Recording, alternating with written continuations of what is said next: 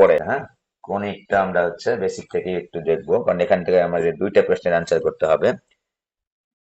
আম, যদিও এটার বিকল্প হিসেবে আমরা গতিবিদ্যা স্টাডি করেছি, তারপর এখান থেকে যদি দুইটা প্রশ্ন কমন হয়ে যায় তাহলে গতিবিদ্যা বা স্থিতিবিদ্যা থেকে অ্যান্সার না করলেও চলবে সিকিউ এর জন্য। তাই আমরা কনিকটা একটু গুরুত্ব দিয়ে পড়বো, মানে একেবারে সুন্দরভাবে চিত্র বুঝে বুঝে স্টাডি করতে হবে, যাতে করে যে কোনো ভাবে প্রশ্ন করলে যেন পরীক্ষায় আমরা ঠিকভাবে অ্যান্সার করতে পারি। আচ্ছা, তো তোমাদের যেহেতু রিভিশন ক্লাস, মোটামুটি বেসিক স্টাডি করব আমরা, একেবারে ধীরে সুস্থে করলে তো আবার সিলেবাস আগানো যাবে না।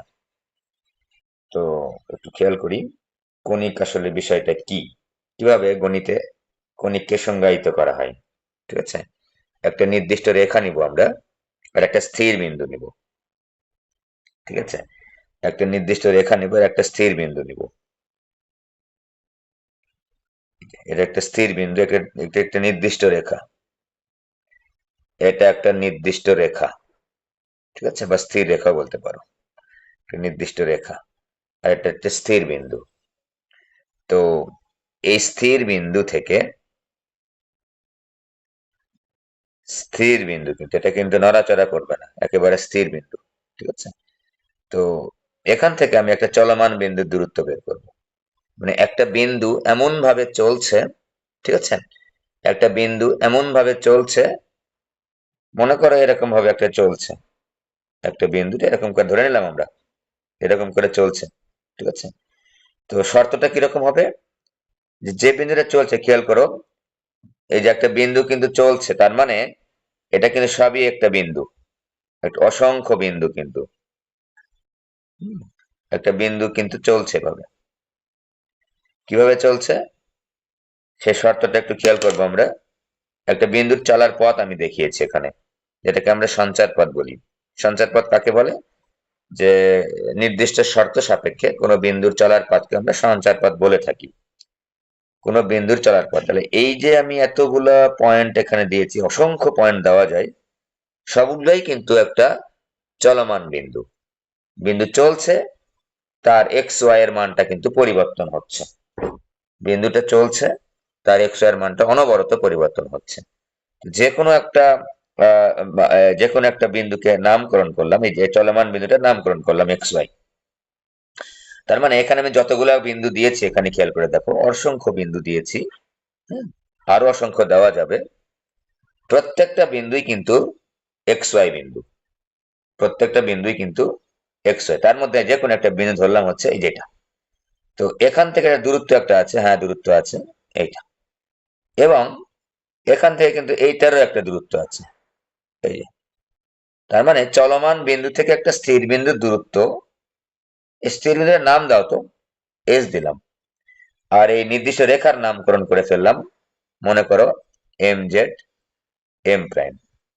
ঠিক আছে, যদি এরকম হয়, মানে আমরা যে ওই সঞ্চার পথ কথাটা বলি, কোন কোন সঞ্চার পথের নাম বিভিন্ন ভাবে, বিভিন্ন শর্তের জন্য সঞ্চার পথের নামগুলো কিন্তু আমরা বিভিন্ন ভাবে সংজ্ঞায়িত করেছি গণিতে। যেমন যদি বলি যে একটা চলার পথ এরকম যদি হয়, যদি আমি বলি যে এরকম চলার পথ, দেখো তো অসংখ্য বিন্দু আছে, একটা বিন্দুর চলার পথ আমি দেখিয়েছি, এটার উপর অসংখ্য বিন্দু আছে, সবগুলা বিন্দুই কিন্তু পি অফ এক্স হয়। যদি এমন হয়, যদি এমন হয় যে এই বিন্দুটা যে চলছে, এমন ভাবে চলছে যে তার দিক পরিবর্তন হয় নাই, দেখো তো দিক পরিবর্তন কিন্তু হয় না, চলছে তো চলছেই। এই শর্ত সাপেক্ষে এই বিন্দুর চলার পথের নাম হচ্ছে সরল রেখা। তার মানে একটা বিন্দুর চলার পথ যদি এমন হয়, শর্তটা যদি এমন ভাবে মেনটেন করে, কিরকম শর্ত মেনটেন করে, তার কোনো দিক পরিবর্তন হবে না, তাহলে সেটাকে আমরা বলছি সেই সঞ্চার পথকে বা সেই বিন্দুর চলার পথকে আমরা বলছি, সেই বিন্দুর চলার পথকে আমরা বলছি হচ্ছে সরল রেখা।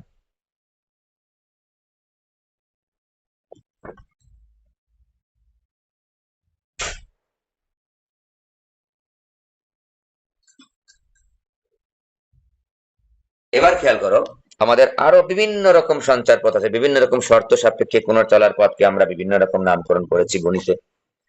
যেমন এটা যদি হয় এরকম যে একটা স্থির বিন্দু হতে একটা চলমান বিন্দু দূরত্ব যদি সর্বদা সমান হয়, এই দেখো তো খেয়াল করে, এটা একটা স্থির বিন্দু, একটা বিন্দু চলছে, দেখো এইভাবে এমন ভাবে চলছে, দেখো অনেকগুলো আমি ফোঁটা দিলাম, বিন্দু দিলাম, অসংখ্য বিন্দু দিলাম, অসংখ্য বিন্দু দিলাম, অসংখ্য বিন্দু দিলাম, সবগুলাই পি অফ এক্স ওয়াই বিন্দু এমন ভাবে চলছে। দেখো তো খেয়াল করে, স্থির বিন্দু থেকে সর্বদা একটি নির্দিষ্ট দূরত্ব বজায় রেখে কিন্তু ওই চলমান বিন্দুটা চলছে, যেটাকে আমরা বলে থাকি, স্থির বিন্দুটাকে বলে থাকি কেন্দ্র। এবং এই সঞ্চার পথের নাম আমরা দিয়েছি কি গণিতে? বৃত্ত।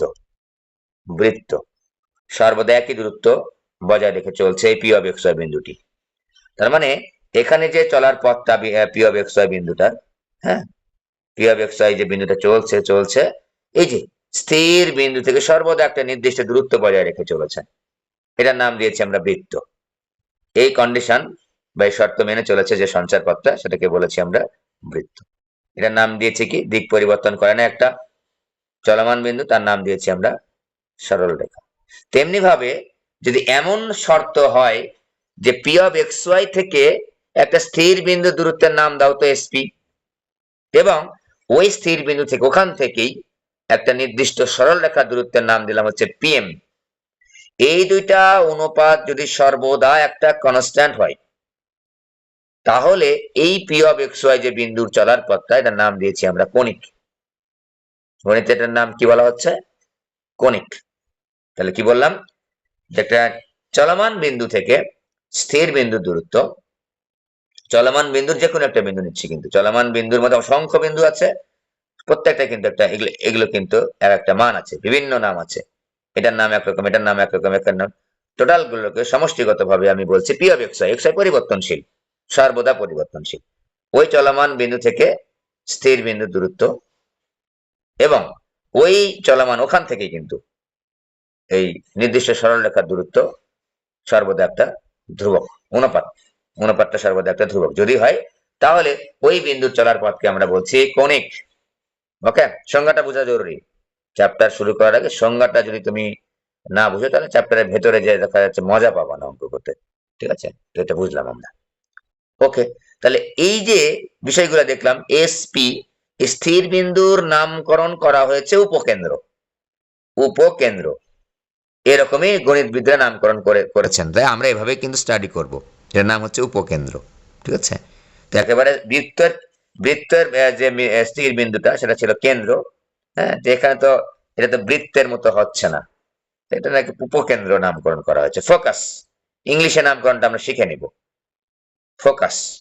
এবং এই নির্দিষ্ট রেখার নামকরণ করা হয়েছে দ্বিকাক্ষ রেখা বা নিয়ামক রেখা, তাই না? দ্বিকাক্ষ রেখা বা নিয়ামক রেখা, এটুকু আমরা শিখলাম। ওকে, এখন এই যে ধ্রুবকটা পেলাম, এই ধ্রুবকের নাম হচ্ছে উৎকেন্দ্রিকতা।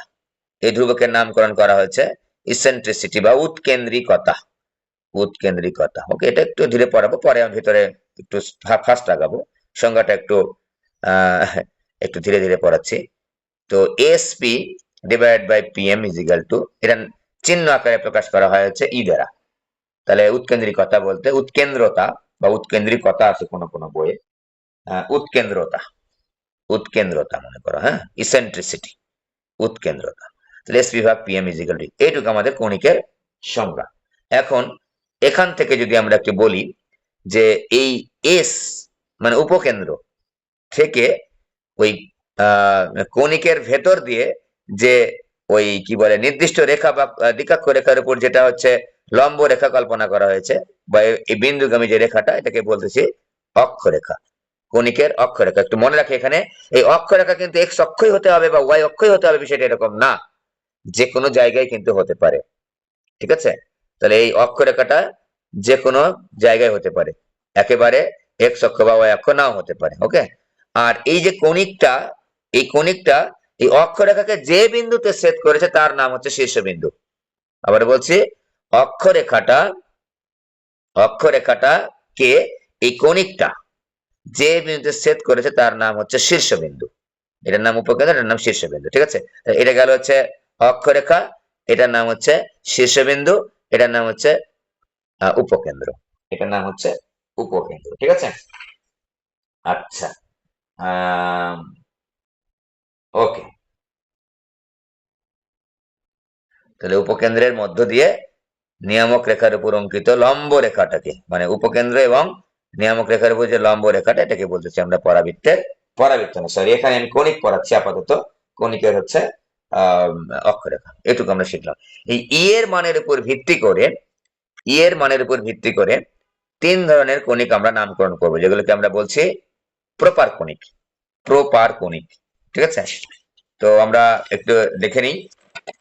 প্রপার কণিক ইজ ইকাল টু হবে হচ্ছে 1, ইজ ইকাল টু 1, এটার নাম হচ্ছে পরাবৃত্ত, পরাবৃত্ত। এগুলো কিন্তু নৈর্ব্যক্তিক আকারে পরীক্ষায় আসে। ই এর মানটা যদি একটু জিরোর চাইতে বড় হয় কিন্তু 1 এর চাইতে ছোট হয়, সেটাকে বলবো আমরা উপবৃত্ত, উপবৃত্ত। আর যদি ই এর মানটা গ্রেটার দেন 1 হয়, তাহলে বলবো আমরা অধিবৃত্ত, অধিবৃত্ত। ইংরেজি কথাগুলো একটু শিখে নেব আমরা। প্যারাবোলা, এটার নাম হচ্ছে ইলিপস, ইলিপস, এটার নাম হচ্ছে হাই প্যারাবোলা। ঠিক আছে, তো বুঝতেই পারছো ই এর মান যখন 1 হবে, ই এর মান যখন, আমরা এখানে দুটো দুটো দূরত্ব নিচ্ছি, দেখো এসপি এবং পিএম দুটো দূরত্বের অনুপাত, সুতরাং এটা কখনোই, হ্যাঁ এটা কখনোই নেগেটিভ হবে না। দুটো দূরত্বের যেহেতু অনুপাত, সেহেতু নেগেটিভ হচ্ছে না। আর আরো একটা আমরা বলে থাকি, যেটাকে আমরা ইমপ্রপার কণিক অনেক সময় বলা হয়ে থাকে, সেটার নাম হচ্ছে ই ইজ ইকুয়াল টু 0 হলে বৃত্ত, ই ইজ ইকুয়াল টু 0 হলে আমরা বৃত্ত। তো এটা কিন্তু প্রপার কণিক কিন্তু তিনটাই প্রপার কণিক। হ্যাঁ, একটা হচ্ছে পরাবৃত্ত, উপবৃত্ত, অধিবৃত্ত। আর ই ইজ ইকুয়াল টু যদি 0 হয়, সেক্ষেত্রে আমরা বলে থাকি বৃত্ত। ই ইজ ইকুয়াল টু 0 কনসেপ্টটা একটু কিরকম, ই ইজ ইকুয়াল টু 0 কনসেপ্টটাকে যদি তোমাকে একটু দেখাই বা বলি, দেখানোর সময় আসলে কম হবে, যে এই এসপি এর মানটা কিন্তু কখনোই 0 পসিবল না। এই এসপি এর মানটা কি 0 পসিবল? এটা দূরত্ব তো পসিবল না। তাহলে ই এর মান কিভাবে নেগেটিভ 0 হবে? ই এর মানটা 0 হবে যদি পিএমটা হচ্ছে অসীমে হয়, মানে পিএম দূরত্বটা, মানে এই নিয়ামক রেখাটা যদি একেবারে অসীমে হয়, তাহলে SP divide by infinity is equal to 0। ঠিক আছে, SP is equal to infinity, তাছাড়া পসিবল না কিন্তু SP is equal to infinity. তো এসপি ইজ ইকাল ইনফিনিটি হলে কিভাবে বৃত্ত হয়, এইটা কনসেপ্ট আমি শিখিয়েছিলাম তোমাদের যখন রেগুলার ক্লাস নিয়েছিলাম, আশা রাখি ঠিক শিখিয়েছিলাম যে আমি পিএমটাকে কিভাবে ইনফিনিটি ধরা যায়। ঠিক আছে, তো এটা আর এখন আর দেখাচ্ছি না, একটু জেনে নাও যে পিএমটা অর্থাৎ দ্বিকাক্ষ রেখা যখন ইনফিনিটি অসীমে কল্পনা করবা তুমি, তখন সেটাকে আমরা বৃত্ত বলবো। তাছাড়া কিন্তু কনসেপ্টটা ক্লিয়ার হবে না। মানে দ্বিকাক্ষ রেখা যদি অসীমে না হয়, তাহলে কখনোই বৃত্তকে আমি এই সঞ্চারপথটাকে বৃত্ত বলা যাবে না, বা ই কে 0 বলা যাবে না। ঠিক আছে, সঞ্চারপথটা ওই দ্বিকাক্ষ রেখা বা যে নির্দিষ্ট রেখাটা আমরা বলছি, সেটা অসীমে অবস্থিত হতে হবে, তখনই আমরা ই এর মানটা 0 পাবো। এসপির মান কিন্তু 0 হবে না, এসপির মান কিন্তু 0 হবে না। ঠিক আছে, এসপির মান কিন্তু 0 হবে না, এসপিটা একটা দূরত্ব। যদি 0 ধরে নাও, তাহলে ওটা একেবারে সরল লেখা হয়ে যাবে, তোমাদের আছে বইতে লেখা। যাও এইটা, তো এখন আমরা এখানে এখন পরাবৃত্ত করব। চিত্রটা ভালো করে বুঝবা, ভেতরে অঙ্ক করার কোনো ঝামেলা না। বললাম তিনটা করে চিত্র ভালো করে বুঝবা, পরাবৃত্তের একটা চিত্র, অধিবৃত্তের একটা, উপবৃত্তের একটা। চিত্র ভালো করে বুঝবো, আমাদের অঙ্ক করতে প্রবলেম মনে হবে না। ওই চিত্র দেখে দেখে আমাদের অঙ্ক আমরা করে ফেলবো, চিত্র দেখে দেখে আমরা অঙ্ক করে ফেলবো, যে কোনো ধরনের অঙ্ক আমরা চিত্র দেখে দেখে পড়ে ফেলবো। ঠিক আছে, এবং এইটা পড়ার জন্য আমাদের সরল রেখার বেসিক জিনিসগুলো কিন্তু গুরুত্বপূর্ণ। সরল রেখা তোমাদের অলরেডি ক্লাস নিয়েছি, গ্রুপে লিঙ্ক দেওয়া আছে। সরল রেখার ক্লাসটা, বেসিক ক্লাসটা আরো একবার দরকার হলে দেখে নিবা, একটা বা দুইটা ক্লাস, একটু সুন্দর করে দুইটা ক্লাস, একেবারে বেসিক ক্লাস, সংক্ষিপ্ত basic class. Details basic class নেওয়ার এখন আর সময় আসলে নেই, বুঝতে পারো, তোমাদের যেহেতু সামনেই পরীক্ষা। তবু যতদূর পারি আমাদের আমি বোঝানোর চেষ্টা করছি।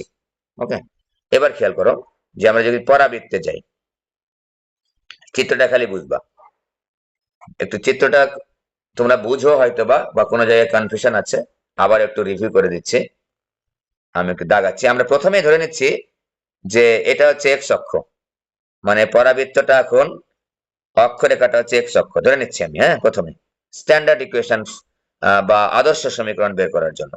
তাহলে এটা দেখো তো 0 0 হবে, কারণ এখানে আমি যেটা ধরেছি এক্স আর ওয়াই অক্ষ মিলন বিন্দু হচ্ছে শীর্ষবিন্দু ধরে নিলাম। ওকে, তো এইটার সাপেক্ষে আমরা অন্যগুলা হচ্ছে স্টাডি করব, মানে ও সূত্রগুলো স্টাডি করবো, এটা সাপেক্ষে ধরে নিচ্ছি। তো এটা হচ্ছে তোমার হচ্ছে পরাবৃত্ত, যে কোনো বিন্দু একটা এসপি আছে। তো এখানে আমরা নাও, আচ্ছা দেখো তো, আমি যদি অনেকগুলা বিন্দু এখানে দিয়ে নিই, অনেকগুলা বিন্দু আগে দিয়ে নিই, এটা হচ্ছে এম জেড এম প্রাইম, খেয়াল করে দেখো, এটা পরাবৃত্ত কিন্তু এখন নিচ্ছি। পরাবৃত্তের সূত্র কি, যে ই ইজ ইকাল টু ওয়ান, বা এসপি ইজ ইকাল, তাহলে কি হয়ে গেল, SP is equal two PM হয়ে গেল। একটু খেয়াল করো, 1 2 3 4 5 অসংখ্য বিন্দু নিলাম। মনে রাখো এখানে খেয়াল করো যে এই এ বিন্দুটা কিন্তু পি অফ এক্স এর বাইরের কোনো বিন্দু না। পি বিন্দুটা যেটা আমরা চলমান বিন্দু বলছি, এই এক্স ওয়াই যে বিন্দুটা বলছি, এটা কিন্তু ওই বিন্দুর একটা অংশ, কিন্তু এই এ বিন্দুটা বা শীর্ষবিন্দুটা, শীর্ষবিন্দু অবশ্যই পি অফ এক্স ওয়াই, অবশ্যই পি অফ এক্স ওয়াই, মাথায় রাখতে হবে কিন্তু এটা, এটা কিন্তু পি অফ এক্স এর বাইরের কোনো বিন্দু না, এ তো ওইটারই একটা অংশ। তো অসংখ্য পি অফ এক্স ওয়াই আছে এই উপবৃত্ত পরাবৃত্তের উপর, অসংখ্য পি অফ এক্স ওয়াই বিন্দু চলার পথ, এই টোটাল বিন্দুর মধ্যে একটা বিন্দুকে আমরা স্পেশালি নামকরণ করেছি, নাম দিয়েছে হচ্ছে শীর্ষবিন্দু। কোনটাকে, যেটা হচ্ছে অক্ষকে ছেদ করে। এতগুলা বিন্দুর মধ্যে একটা বিন্দুই কিন্তু অক্ষকে ছেদ করেছে পি অফ এক্স ওয়াই এর মধ্যে, ওইটার নাম কিন্তু শীর্ষবিন্দু, ওইটার নাম কিন্তু শীর্ষবিন্দু।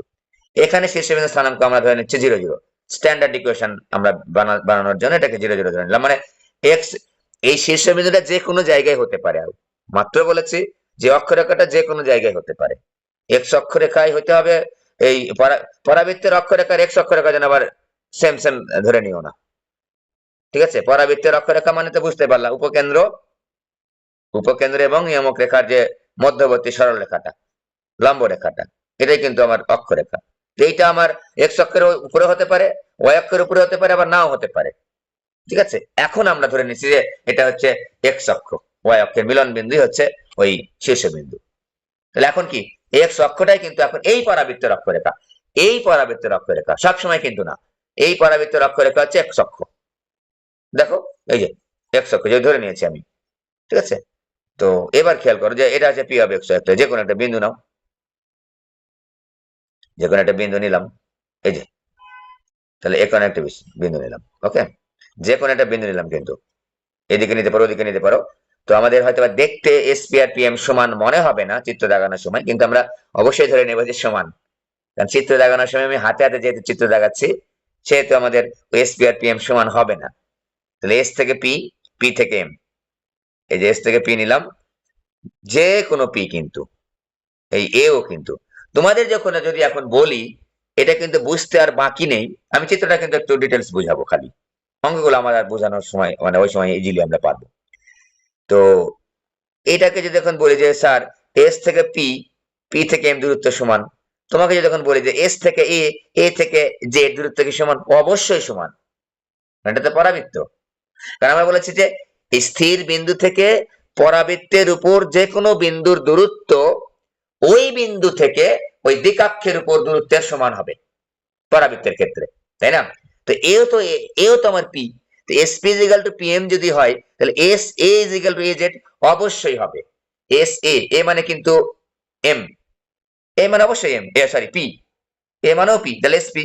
আর এই এখান থেকে এটাও এম, এটা সবই তো এম, এটাকে আমরা বিভিন্ন নাম দিয়েছি, এর নাম দিয়েছি জেড, এর নাম দিয়েছি এম প্রাইম। তাহলে এখান থেকে দূরত্ব মানে লম্ব রেখার দূরত্ব, বাংলা কথা এই, ঠিক আছে। পি থেকে এম, এটাও পিএম, এ থেকে জেড, এটাও কিন্তু বেসিক্যালি পিএম, খেয়াল করে দেখো কনসেপ্টটা। তার মানে এ জেড এস এর মধ্যবিন্দু হয়ে যাচ্ছে, এ জেড এস এর মধ্যবিন্দু হয়ে যাচ্ছে। কিভাবে পেলাম আমরা, সংজ্ঞা অনুসারে পেয়েছি আমরা, এটা সংজ্ঞা অনুসারে, পরাবৃত্তের সংজ্ঞা অনুসারে কিন্তু এটা পেয়েছি যে S P is equal two PM, S A is equal two A Z. এই কারণে কিন্তু আমরা বলি এই জেড এস এর মধ্যবিন্দু। এটা কিন্তু আমি এখন কণিকের একটা ভাগ করছি, নাম হচ্ছে পরাবৃত্ত, পরাবৃত্তের ক্ষেত্রে কিন্তু এটা বলছি আমি, এটা কিন্তু আমি পরাবৃত্তের ক্ষেত্রে বলছি, ওকে। এবার খেয়াল করো যে এ থেকে এস পর্যন্ত একটা দূরত্ব তো আছে, হ্যাঁ দূরত্ব আছে। তো মনে করো আমরা নামকরণ করেছি, এর দূরত্বের নামটা দিয়েছি হচ্ছে এ, ছোট হাতের এ দিয়েছি, ছোট হাতের এ দিয়েছি, ঠিক আছে। তাহলে এই এ যদি দিই, তাহলে দেখো তো, এটা যেহেতু ওয়াই অক্ষ, এটা যদি এক্স অক্ষ, এটা স্থানাঙ্ক হবে এ কমা জিরো, এ কমা জিরো।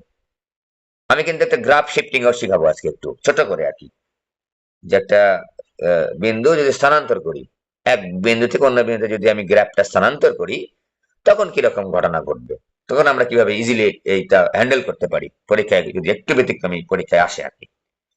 এইটা যদি A0 হয়, দেখো তো, আমি যখন তোমাকে বলি যে এই নিয়ামক রেখা এবং অক্ষরেখার ছেদ বিন্দুর স্থানাঙ্ক কত হবে, তুমি কিন্তু বলে ফেলো স্যার এটা -a,0 হবে। হ্যাঁ, -a,0 হবে। এই যে এটা অক্ষরেখা, নিয়ামক রেখার ছেদ বিন্দু, -a,0 হয়ে যাবে, -a,0 হয়ে যাবে। ওকে, এগুলো কিন্তু আমার আর মুখস্থ বিদ্যার কোনো প্রয়োজন হচ্ছে না, চিত্র দাগাবো হয়ে যাবে। এইবার খেয়াল করো তো যে আমি এই দুইটা রেখা একটু দাগায় দেখাবো। এই রেখাটার যদি আমি সমীকরণ বের করতে চাই স্যার, কিভাবে বের করবো আমি? দেখো তো, এই রেখাটা এই এক্স ওয়াই অক্ষ থেকে কত দূরে আছে? এ দূরে আছে। কোন দিকে? বাম দিকে না? বাম দিকে আছে। এক্স এর মান বাম দিকে কি হয়? নেগেটিভ হয়। তাহলে এই রেখাটার সমীকরণ হবে এক্স ইজিক্যাল টু মাইনাস এ। এই রেখাটার সমীকরণ হবে এক্স ইজিক্যাল টু মাইনাস এ। ঠিক আছে, এক্স ইজিক্যাল টু মাইনাস এ আমরা বুঝলাম। এবার খেয়াল করো তো, তাহলে আমাদের এই কটা মাত্রা শিখলাম যে এ জেড এস এর মধ্যবিন্দু, মধ্যবিন্দু স্থানাঙ্ক আমরা জানা যাচ্ছে। এ জেড এস এর মধ্যবিন্দু, এ বিন্দু স্থানাঙ্ক কিভাবে বের করলাম? এটুকা দূরত্ব এ হলে এটুকা দূরত্ব এ হবে। ঠিক আছে, এটুকা দূরত্ব আমাদের এ হবে। ওকে, এটুকা দূরত্ব এ। তাহলে এই গেল আমাদের মোটামুটি একটা ধারণা। এখন যদি আমরা একটা কাজ করি না, এখানে যদি লম্ব টানি, একটা যদি লম্ব টানি, আচ্ছা এখানে যাই, আবারও দেখা একটু হিজিবিজি করে পড়াচ্ছে চাচ্ছি না।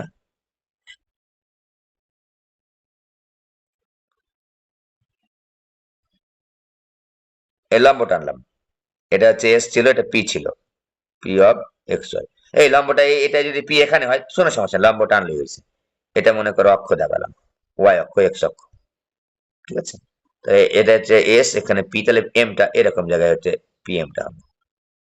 ঠিক আছে, এটা হচ্ছে আমি যদি একটু দেখাই, এই যে এম, আগেই বলেছি S P R P M সমান হবে না, যেহেতু হাতে দেখাচ্ছি, হাতে দেখাচ্ছি। এটা হচ্ছে তোমার a,0, এটা হচ্ছে 0,0, ও অফ 0,0, আর এটা হচ্ছে এই নিয়ামক রেখার নাম হচ্ছে এক্স ইজিক্যাল টু মাইনাস এ, মানে এদিকে আমার এ পরিমাণ দূরত্ব সরে আসছে।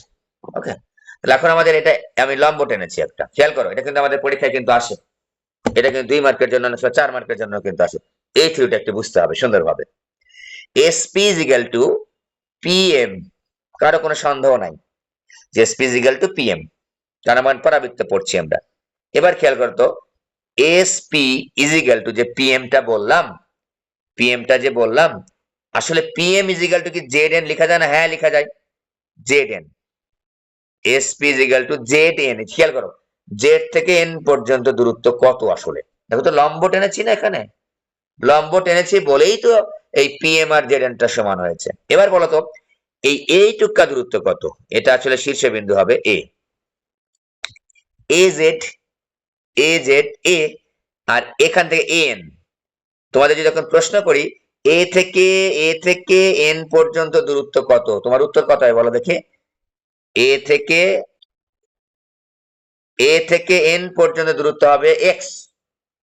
দেখো একটু চিন্তা করো, এ থেকে এন পর্যন্ত দূরত্ব, পি বিন্দু স্থানাঙ্ক কত? এক্স হয় না? তাহলে এটা মূল বিন্দু থেকে এক্স অক্ষ বরাবর গেছে কতটুকু? এক্স পরিমাণ। ওয়াই অক্ষ বরাবর কতটুকু গেছে? ওয়াই পরিমাণ। তাহলে আমি দেখো তো, আমি যখন বলবো এ থেকে এন, তার মানে কি মূল বিন্দু থেকে পি বিন্দুটা এক্স অক্ষ বরাবর কতটুকু গেছে? পি অফ এক্স হয়তো বিন্দুর নামই দেওয়া আছে। তাহলে এ থেকে এন পর্যন্ত দূরত্ব হচ্ছে এক্স, এটা কিন্তু ভালোভাবে বুঝতে হবে। এ থেকে এন পর্যন্ত হচ্ছে দূরত্বটা হচ্ছে অবশ্যই এক্স।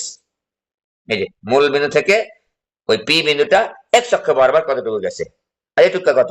এটুকু ওয়াই। যদি বলে পি এন কত, অবশ্যই ওয়াই। পি এন এখানে লাগতেছে না। তো এসপি, এসটি মানে কি? এস এবং পি এর মধ্যবর্তী দূরত্ব লিখে নিই একটু। আচ্ছা, এটা একটু কথা একটু বলে নিই। এ জেড এর মান হচ্ছে ছোট হাতের এ। এই যখন আমি দূরত্ব লিখবো তখন কিন্তু আবার নেগেটিভ লিখবো না, এ জেড দূরত্ব জাস্ট এ। আর এ এন মানে কি? এ এন মানে এক্স। এইটা কিন্তু খুবই ইম্পর্টেন্ট। এসপি কথাটার অর্থ কি? এসপি কথাটার অর্থ হচ্ছে, বাংলায় যদি তোমার পরীক্ষা আছে থিওরিটিক্যালি, আমি তো বারবার এসপি এসপি বলছি, আসলে এটার নাম হচ্ছে উপকেন্দ্রিক দূরত্ব। এটার নাম হচ্ছে উপকেন্দ্রিক। আমাদের 3টা অধ্যায়ে শুধুমাত্র দূরত্ব আর দূরত্ব, খালি দূরত্ব দূরত্ব জানলেই কিন্তু আমরা টোটালটা কমপ্লিট করে ফেলবো। উপকেন্দ্রিক দূরত্ব, তাহলে উপকেন্দ্রিক দূরত্ব বিষয়টা কি? উপকেন্দ্র থেকে পরাবৃত্তের বা অধিবৃত্তের বা উপবৃত্তের যে কোনো বিন্দুর দূরত্বকে বলবো আমরা উপকেন্দ্রিক দূরত্ব। এস থেকে, উপকেন্দ্র থেকে পরাবৃত্ত, অধিবৃত্ত, উপবৃত্ত যাই বলো না কেন, কণিক, কণিকের যে চলার পথটা আছে ওই চলার পথে যে কোনো বিন্দু দূরত্বকে বলবো আমরা উপকেন্দ্রিক দূরত্ব। উপকেন্দ্রিক দূরত্ব মানে এস থেকে পি। এই পিটা এখানে হতে পারে, এখানে হতে পারে, যে কোনো জায়গায় হতে পারে পিটা। হ্যাঁ, আমি যদি, ঠিক আছে, যে কোনো জায়গায় হতে পারে। ওকে, তাহলে এস পি এখন বলো তো বের করে কত হয়। এস থেকে পি মানে দূরত্ব কত, X minus A whole square plus Y minus zero whole square is equal to হচ্ছে এক্স প্লাস এ। এইটা লাস্টের লাইন গুলা লাগবে না আমাদের, এইটুকটা খুবই ইম্পর্টেন্ট, কিন্তু এইটুকটা দিয়ে আমাদের অঙ্ক করতে হয় চিত্র দাগিয়ে দাগিয়ে, না হলে আমাদের ভুল হয়ে যায় বা নাম্বার কম পেতে পারি আমরা। ঠিক আছে, ওকে। এবার গেল হচ্ছে x minus y whole square plus y square is equal to x plus a, y পাশে বড় করে দিয়েছি, তো y square is equal to x plus a whole square minus x minus A whole square is equal to হচ্ছে 4 a x, a plus b whole square minus a minus b whole square. তাহলে আমাদের standard যে আদর্শ যে equation আমরা করলাম, নিয়ামক রেখা কার সমান্তরাল ছিল, দেখো খেয়াল করো, এখানে একটা কয়েকটা কথা বলবো আমি। ঠিক আছে, নিয়ামক রেখা কার সমান্তরাল ছিল, নিয়ামক রেখা কিন্তু ওয়াই অক্ষের সমান্তরাল ছিল। দেখো তো পরাবৃত্তের সমীকরণে কিন্তু আমরা ওয়াই স্কোয়ার পেয়ে গেছি, ওয়াই স্কোয়ার পেয়ে গেছি, Y square is equal to 4 X. আবার বলছি নিয়ামক রেখা যে অক্ষের সমান্তরাল থাকবে সেই চলকের উপর স্কোয়ার হবে, চিনার বুদ্ধি আমাদের যখন প্রয়োজন হবে। যদি নিয়ামক রেখা এক্স অক্ষের সমান্তরাল হতো, এদিকে তো হতে পারে, তখন কিন্তু x square is equal to 4ay হবে। ঠিক আছে, তো আমরা যেটা শিখলাম সেটার দিকে একটু তাকাবো চিত্রটা দেখে, যেটার অক্ষরেখা হচ্ছে এক্স অক্ষ বা এক্স অক্ষের সমান্তরাল হতে পারে, এক্ষেত্রে এক্স অক্ষ, আর নিয়ামক রেখা কিন্তু ওয়াই অক্ষ বা ওয়াই অক্ষের সমান্তরাল হতে পারে। তো আমরা যদি একটু সংক্ষেপে মনে রাখি যে যার সাথে স্কোয়ার থাকবে, এই যে নিয়ামক রেখা সেই অক্ষের সমান্তরাল, আর যার সাথে স্কোয়ার থাকবে না এটা হচ্ছে অক্ষ, সেই অক্ষরেখা সেই অক্ষের সমান্তরাল বা সেই অক্ষ। ঠিক আছে, তো এখানে দেখো এক্স এর সঙ্গে স্কোয়ার নেই, নিয়ম অক্ষরেখা কিন্তু এক্স অক্ষের এখানে এক্স অক্ষের সমান্তরাল হতে পারে। এটুকু আমরা শিখে ফেললাম। ওকে, ভুল যেন না হয়। এখন এই পরাবৃত্তটাকে আমি 4 ভাগে ভাগ করব এবং লাস্ট পর্যন্ত 2 ভাগে নিয়ে চলে আসবো। 4 ভাগে ভাগ করব, 2 ভাবে আমরা সলিউশন করব। 4 ভাগে ভাগ করি। 1 নাম্বার মানে পরাবৃত্তের বিভিন্ন রূপ পরীক্ষায় নৈর্ব্যক্তিক আকারে আসতে পারে। ঠিক আছে, ওকে। তো আমরা যেটা করলাম সেটা আগে লিখে নিই, এরকম, এটার নাম হচ্ছে Y square is equal to 4ax, এটার নাম। দেখো আমি যখন এখানে এখানে যখন এক্স অক্ষ ওয়াই অক্ষ দিব না, এই যে এক্স অক্ষ ওয়াই অক্ষ নাও দিতে পারি, তো হ্যাঁ না দিতে পারি, এটাই ওয়াই অক্ষ বিষয়টা এরকম না, আগে বলেছি এটা এক্স অক্ষ এটাই ওয়াই অক্ষ হবে শীর্ষবিন্দু, বিষয়টা তো এরকম না, এটা এ এটা এস, এটা এম জেড এম প্লেন, এটা কিন্তু এক্স অক্ষ ওয়াই অক্ষ হলেও হতে পারে নাও হতে পারে, কিন্তু তখন তুমি বুঝবা যে যখন এক্স এর সাথে লেজুর নেই, লেজুর বলতে বুঝাচ্ছি এক্স এর সাথে প্লাস বা মাইনাস আকারে কিছু নেই, ওয়াই এর সাথে প্লাস বা মাইনাস আকারে কিছু নেই, তখন শীর্ষবিন্দুটা অবশ্যই মূল বিন্দু। আবার দেখি, কারণ আমরা যখন দেখলাম যে শীর্ষবিন্দু যখন মূল বিন্দু ছিল 0 0, তখন দেখো এক্স এর সাথে কোনো লেজুর নেই, লেজুর বলতে কিন্তু বুঝাচ্ছি যোগ বা বিয়োগ আকারে কিছু নেই, ওয়াই এর সঙ্গে যোগ বা বিয়োগ আকারে কিছু নেই। ইম্পর্টেন্ট কিন্তু এগুলো লাগবে কিন্তু আমাদের অঙ্ক করার সময়। ঠিক আছে, আমরা একটা উপবৃত্ত পরাবৃত্ত অধিবৃত্ত দেখেই বুঝতে পারবো এটা কি হবে। তো এর জন্য অনেকগুলো জিনিস কিন্তু আমাকে আয়ত্ত করতে হবে। এই ক্ষেত্রে কিন্তু আমি বলতে পারি যে শীর্ষবিন্দুটা মূল বিন্দুতে অবস্থিত। 2 নাম্বার, তো এটাতে এই দিকে হতে পারে, এই দিকে হতে পারে না, এদিকে তো হতে পারে, এই যে এস, এটা হচ্ছে মনে করো এ, এটা মনে করো Z, M Z M prime.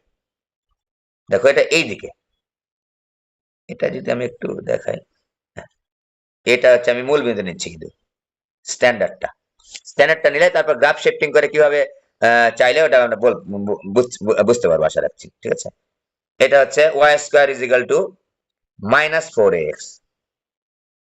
ঠিক আছে, অঙ্ক করার সময় আমি ওয়াই স্কোয়ার ভাগ ইজ ইকাল টু 4ax এবং Y square is equal to -4ax কে একইভাবে প্রেজেন্ট করার চেষ্টা করি। কিরকম, এই যে দেখো তো 4 ইন্টু -ax করে দিব। দেখো এখন আমি এটাকে পড়ছি কি 4ax, এটাকে পড়ছে কি 4ax, মানে ওই 4 এর সঙ্গে যা কিছু থাকবে এটাকে মনে মনে আমরা a ধরে নিব। ঠিক আছে, তাহলে আমাদের ওই নেগেটিভটা ওই a এর মধ্যে ঢুকায় দেবো আমরা, তাহলে আমরা দুইটা সমীকরণকে একটা সমীকরণ হিসেবে মনে রাখলে অঙ্কগুলো সলভ করা আমাদের সুবিধা হবে। এটাও কিন্তু মূল বিন্দু, এ কিন্তু মূল বিন্দু, কারণ y square is equal to 4x। আমরা যে চারটা সমীকরণ এখন দেখাচ্ছি সেগুলো সবগুলাই হচ্ছে শীর্ষবিন্দু হচ্ছে মূল বিন্দুতে, শীর্ষবিন্দু মূল বিন্দু দেখাচ্ছি, অর্থাৎ এটা এক্স অক্ষ, এটা ওয়াই অক্ষ, এটা এক্স অক্ষ, এটা ওয়াই অক্ষ, আপাতত দেখাচ্ছি আমরা এক্স অক্ষ ওয়াই অক্ষ। তাহলে মূল বিন্দুটা হচ্ছে শীর্ষবিন্দুটা হচ্ছে মূল বিন্দুতে। Okay, 3 number.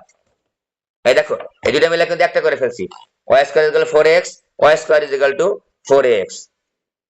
চেহারাটা দেখো, নেগেটিভ হলে এদিকে চলে আসবে। আগে বলেছি একটা খালি মনে রাখো, যার উপর স্কয়ার আছে নিয়ামক রেখা সেই অক্ষের সমান্তরাল। 3 নাম্বার। 3 নাম্বার হচ্ছে এখন উপরে নিয়ে যাব। এই এটা হচ্ছে এক্স অক্ষ অক্ষ ধরছি আমরা প্রথম অবস্থায়, ঠিক আছে? তাই শীর্ষবিন্দু এটা, এটা হচ্ছে তোমার উপকেন্দ্র, আর এটা এদিকে একটা থাকবে হচ্ছে নিয়ামক রেখা। দেখো এবার এবার দেখো তো, এবার নিয়ামক রেখা কার সমান্তরাল? এক্স অক্ষের সমান্তরাল, কিন্তু এই যে এক্স অক্ষের সমান্তরাল। তাহলে আমরা কি করব? তাহলে আমরা লিখবো হচ্ছে এক্স স্কয়ার লিখবো, যার সমান্তরাল নিয়ামক রেখা তার সমান্তরাল, তার উপর স্কয়ার হয় 4a। এগুলো আর আমি ডেরাইভ করে দেখাবো না। সিমিলারলি 4 নাম্বারটাকে আমরা লিখবো হচ্ছে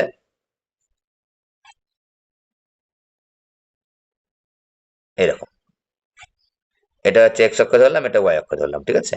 খেয়াল করে দেখো, এই এটা শেষের বিন্দু, কিন্তু এখানে উপকেন্দ্র থাকবে, এখানে উপকেন্দ্র থাকবে। ওকে, এটা হচ্ছে z M, Z M prime, যাও এক জায়গায় দিলে হয়েছে, এটা নিয়ামক রেখা।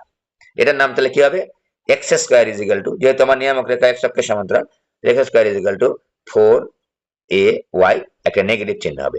এটাকে আমি একটা করে ফেলবো, 4 ইন্টু মাইনাস এ ইন্টু ওয়াই, 4 ইন্টু মাইনাস এ ইন্টু। অঙ্ক করার জন্য আমরা চারটা সমীকরণকে দুটো সমীকরণে কনভার্ট করে ফেললাম, ঠিক আছে? একটা হচ্ছে x square is equal to 4ay, তাহলে নিয়ামক রেখা এক্স অক্ষের সমান্তরাল, হ্যাঁ। আর একটা হচ্ছে y square is equal to 4x, নিয়ামক রেখা হচ্ছে ওয়াই অক্ষের সমান্তরাল। ওকে, তাহলে আমাদের মোটামুটি আমরা চিত্র বুঝে বুঝে মোটামুটি এইটুকু বুঝি, তারপর নেক্সট গুলো তো দেখবোই আমরা। এবার আসলে এখানে একটা জিনিস শিখাই নি, বলে ফেলি। মেইন যে সমীকরণটা ছিল, আমরা এখানে এক্স ইজ ইকুয়াল টু এ বলেছিলাম, যে নিয়ামক রেখার সমীকরণ। এবার যদি উপকেন্দ্রিক লম্ব রেখার সমীকরণ বের করতে বলি, এই যে উপকেন্দ্রিক লম্ব রেখার সমীকরণ, দেখো তো উপকেন্দ্রিক লম্ব রেখা কোন দিকে আছে? ওয়াই অক্ষ থেকে ডান দিকে আছে। এর দূরত্ব কত? অবশ্যই এ, অবশ্যই এ দূরত্ব, এ থেকে এস পর্যন্ত দূরত্ব হচ্ছে এ ধরে নিয়েছি আমরা। তাহলে এই উপকেন্দ্রিক লম্ব রেখার সমীকরণ হবে এক্স ইজ ইকুয়াল টু শুধু এ, এক্স ইজ ইকুয়াল টু শুধু এ, এক্স ইজ ইকুয়াল টু শুধু এ, ঠিক আছে? এক্স ইজ ইকুয়াল টু হচ্ছে শুধু এ। এবার খেয়াল করো, এখানে একটা জিনিস, একটু উপকেন্দ্রিক লম্বের দৈর্ঘ্যটা যদি আমরা বের করতে চাই, উপকেন্দ্রিক লম্বের দৈর্ঘ্য হচ্ছে 4, এগুলো আর দেখালাম না। উপকেন্দ্রিক লম্বের দৈর্ঘ্য হচ্ছে 4a, এটা আর দেখানোর দরকার নেই। উপকেন্দ্রিক লম্বের দৈর্ঘ্য হচ্ছে 4a, এটা একটু এটা দেখাবো যে 4a কে অন্যভাবে লেখা যায় কিনা। হ্যাঁ, লেখা যায়, এটা একটু দেখাবো খালি। উপকেন্দ্রিক লম্ব দেখো আমাদের যতটুকু দরকার হয়ে গেছে কিন্তু বের করা, সূত্রগুলা কিন্তু আমাদের উপবৃত্তে পরাবৃত্তে যা কিছু লাগবে মোটামুটি হয়ে গেছে, আমারও দু একটা লাগবে, দেখাচ্ছি। এবার আমরা উপকেন্দ্রিক লম্বের দৈর্ঘ্য যদি জেনারেলটা একটু দেখাই, এগুলো তোমাদের রেগুলার ক্লাসে দেখিয়েছি। এই যে উপকেন্দ্রিক লম্বের দৈর্ঘ্য, তাই না? এই যে এইটা হচ্ছে উপকেন্দ্রিক লম্ব, এটা যদি পি অফ এক্স ওয়াই বিন্দু, এই যে এটা হচ্ছে এল, আর এটা হচ্ছে এল প্রাইম, এটা হচ্ছে উপকেন্দ্রিক লম্ব, ঠিক আছে? এই যে উপকেন্দ্রের উপর যে লম্ব রেখা, উপকেন্দ্রিক লম্বের উপর একটা লম্ব রেখা দেখালাম, উপকেন্দ্রের উপর একটা লম্ব রেখা দেখালাম, যেটা ওই ইয়াকে দুইটা বিন্দু ছেদ করেছে, যেটা হচ্ছে পরাবৃত্তকে দুইটা বিন্দু ছেদ করেছে।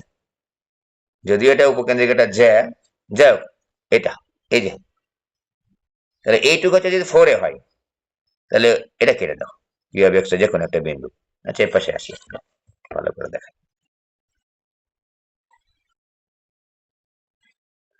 এই যে আমি এভাবে এটা এখানে আর পি অফ এক্স এটা দেখাচ্ছি না। এটা হচ্ছে তোমার এল, এটা হচ্ছে এল প্রাইম, এটা হচ্ছে উপকেন্দ্রিক লম্ব। দৈর্ঘ্য হচ্ছে দেখো তো, টোটাল মিলে হচ্ছে 4a, L L prime is equal to 4a, L L prime is equal two, তাহলে দেখো তো এইটুক হবে 2a, এইটুক হবে কিন্তু 2a, আর এই উপরের টুকু 2a, এইটুক 2a কিন্তু, ঠিক আছে? আর এস থেকে এল হচ্ছে 2a, এস থেকে L prime is equal to 2a, ঠিক আছে? তো এইটুকু যদি 2a হয়, খেয়াল করে দেখো তো, তার মানে আমরা কি লিখতে পারি? এটা জেড, এটা এম, এটা হচ্ছে এম প্রাইম। আমাদের জানা আছে যে L L prime is equal to 4a, 4a is equal to লিখতে পারি না 2 ইন্টু 2a, হ্যাঁ লিখতে পারি। টু ইন্টু, দেখো তো টু এ, এই জেড থেকে এটা এ পর্যন্ত এ, এইটুকু কিন্তু এ, তার মানে এই জেড থেকে এস পর্যন্ত কিন্তু টু এ, তার মানে এটা কিন্তু লিখা যায় জেড এ, জেড এস। তাহলে আমাদের উপকেন্দ্রিক লম্বের দৈর্ঘ্যটা যদি আমাদের এস এবং এ বা জেড প্রাইমের স্থানাঙ্ক দেওয়া থাকে তখনও কিন্তু আমরা বের করতে পারবো। উপকেন্দ্রিক লম্বের দৈর্ঘ্য দুইভাবে বের করবো, একবার ফোর এ টাইপেতে বের করতে পারছি আমরা, এটা কিন্তু একটা মডুলাস দিয়ে লিখবো আমরা, যেহেতু দূরত্ব, হ্যাঁ, তাহলে আমরা এটাও কিন্তু লিখতে পারতেছি যে two into Z S, Z থেকে এ, অথবা লিখতে পারো না ফোর ইন্টু এ মানে কি, ফোর ইন্টু জেড এস মানে কি এ, এ মানে কি এ মানে এস, অথবা লিখতে পারি না ফোর ইন্টু এস না এ জেড লিখবো, হ্যাঁ লিখতে পারবো এ জেড, অনেক ভাবে লেখা যায়, অনেক ভাবে লেখা যায়, সবকিছুতে মডুলাস দিয়ে দিব আমরা যদি নেগেটিভ চিহ্ন আসে, ওকে, সবকিছুর উপর মডুলাস চিহ্ন দিয়ে দিব। খেয়াল করে দেখো এস মানে এ, আবার এ জেড মানে তো এ, তাহলে দেখো তো এইটুকু দূরত্ব জানা থাকলে আমি উপকেন্দ্রিক লম্বের দৈর্ঘ্য বের করতে পারছি, এইটুকু দূরত্ব বের করতে পারলেও আমি বের করতে পারছি, আর সমীকরণ থেকে তো ফোর এ হিসাবে বের করতে পারছি। তাহলে উপকেন্দ্রিক লম্বের দৈর্ঘ্যটা আমরা বিভিন্ন ভাবে কিন্তু পরাবৃত্তের ক্ষেত্রে বের করতে শিখলাম, উপকেন্দ্রিক লম্বের দৈর্ঘ্য, ওকে, ফোর এ কে আমরা বিভিন্ন ভাবে যেন লেখা শিখলাম। এবার অক্ষের সমীকরণ, এগুলো আমরা জানি, সরলরেখা থেকে শিখেছি, অক্ষের সমীকরণ আমরা পারবো। এক্স অক্ষের উপর যদি অক্ষ অবস্থিত হয় তাহলে ওয়াই ইকুয়াল জিরো, আর ওয়াই অক্ষের উপর যদি ওয়াই অক্ষ যদি অক্ষ উপস্থিত হয় পরাবৃত্তের অক্ষ, তাহলে হবে এক্স ইকুয়াল টু জিরো, ওকে। এবার আমরা একটা জিনিস শিখবো, ওই স্পর্শ বিন্দু স্থানাঙ্ক বের করা শিখবো। ভেতরে ঢুকতেছি, এটা আমাদের সময় লাগবে না, এটা এটা একটু ভালো করে পড়লে অন্যগুলো আমাদের একটু বুঝতে সুবিধা হবে। পরাবৃত্ত, অধিবৃত্ত, উপবৃত্ত খুবই সহজ, কারণ এই ফরম্যাটেই সবকিছু বের করবো আমরা।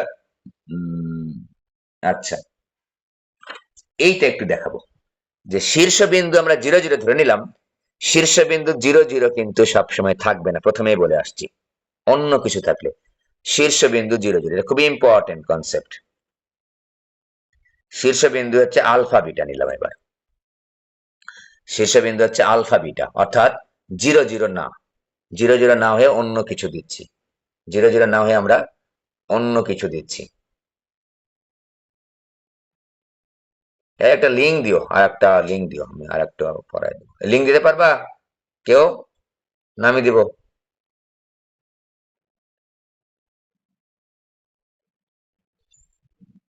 আচ্ছা দিয়ে দিও তাহলে। শীর্ষবিন্দু হচ্ছে আলফা বিটা, এবং নিয়ামক রেখা নিলাম হচ্ছে, একটু বুঝে বুঝে পড়ি একটু, হ্যাঁ, বুঝে বুঝে পড়লে সুবিধা কি, যখন তোমার হয়তোবা জেনারেল যে জিনিসগুলো দিয়ে আমার হচ্ছে না, তখন কিন্তু আমরা ওইটা দিয়ে কিন্তু ওই বেসিক থেকে কিন্তু প্রবলেম গুলো সলভ করতে পারবো, ওই বেসিক থেকে কিন্তু প্রবলেম গুলো সলভ করতে পারবো, ঠিক আছে। নিয়ামক রেখা হচ্ছে ওয়াই অক্ষের সমান্তরাল, নিয়ামক রেখা হচ্ছে ওয়াই অক্ষের সমান্তরাল।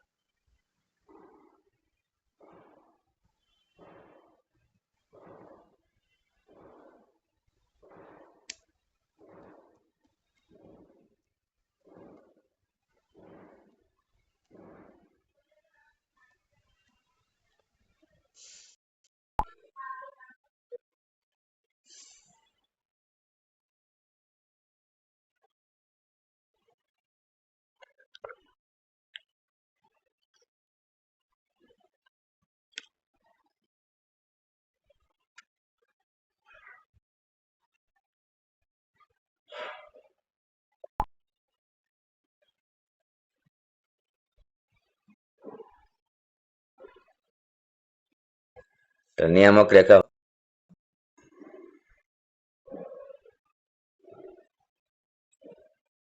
নিয়ামক রেখা হলো ওয়াই অক্ষের সমান্তরাল,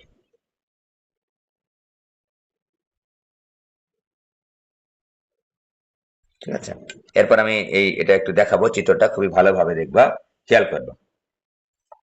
নিয়ামক রেখা হচ্ছে ওয়াই অক্ষের সমান্তরাল, ঠিক আছে। তার মানে আমি একটা চিত্র দাগাই বড় করে,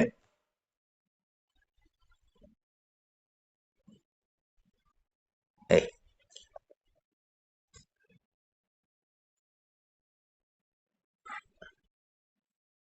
এটা অক্ষরেখা নিলাম, এটা মনে করো শীর্ষবিন্দু নিলাম, খেয়াল করো,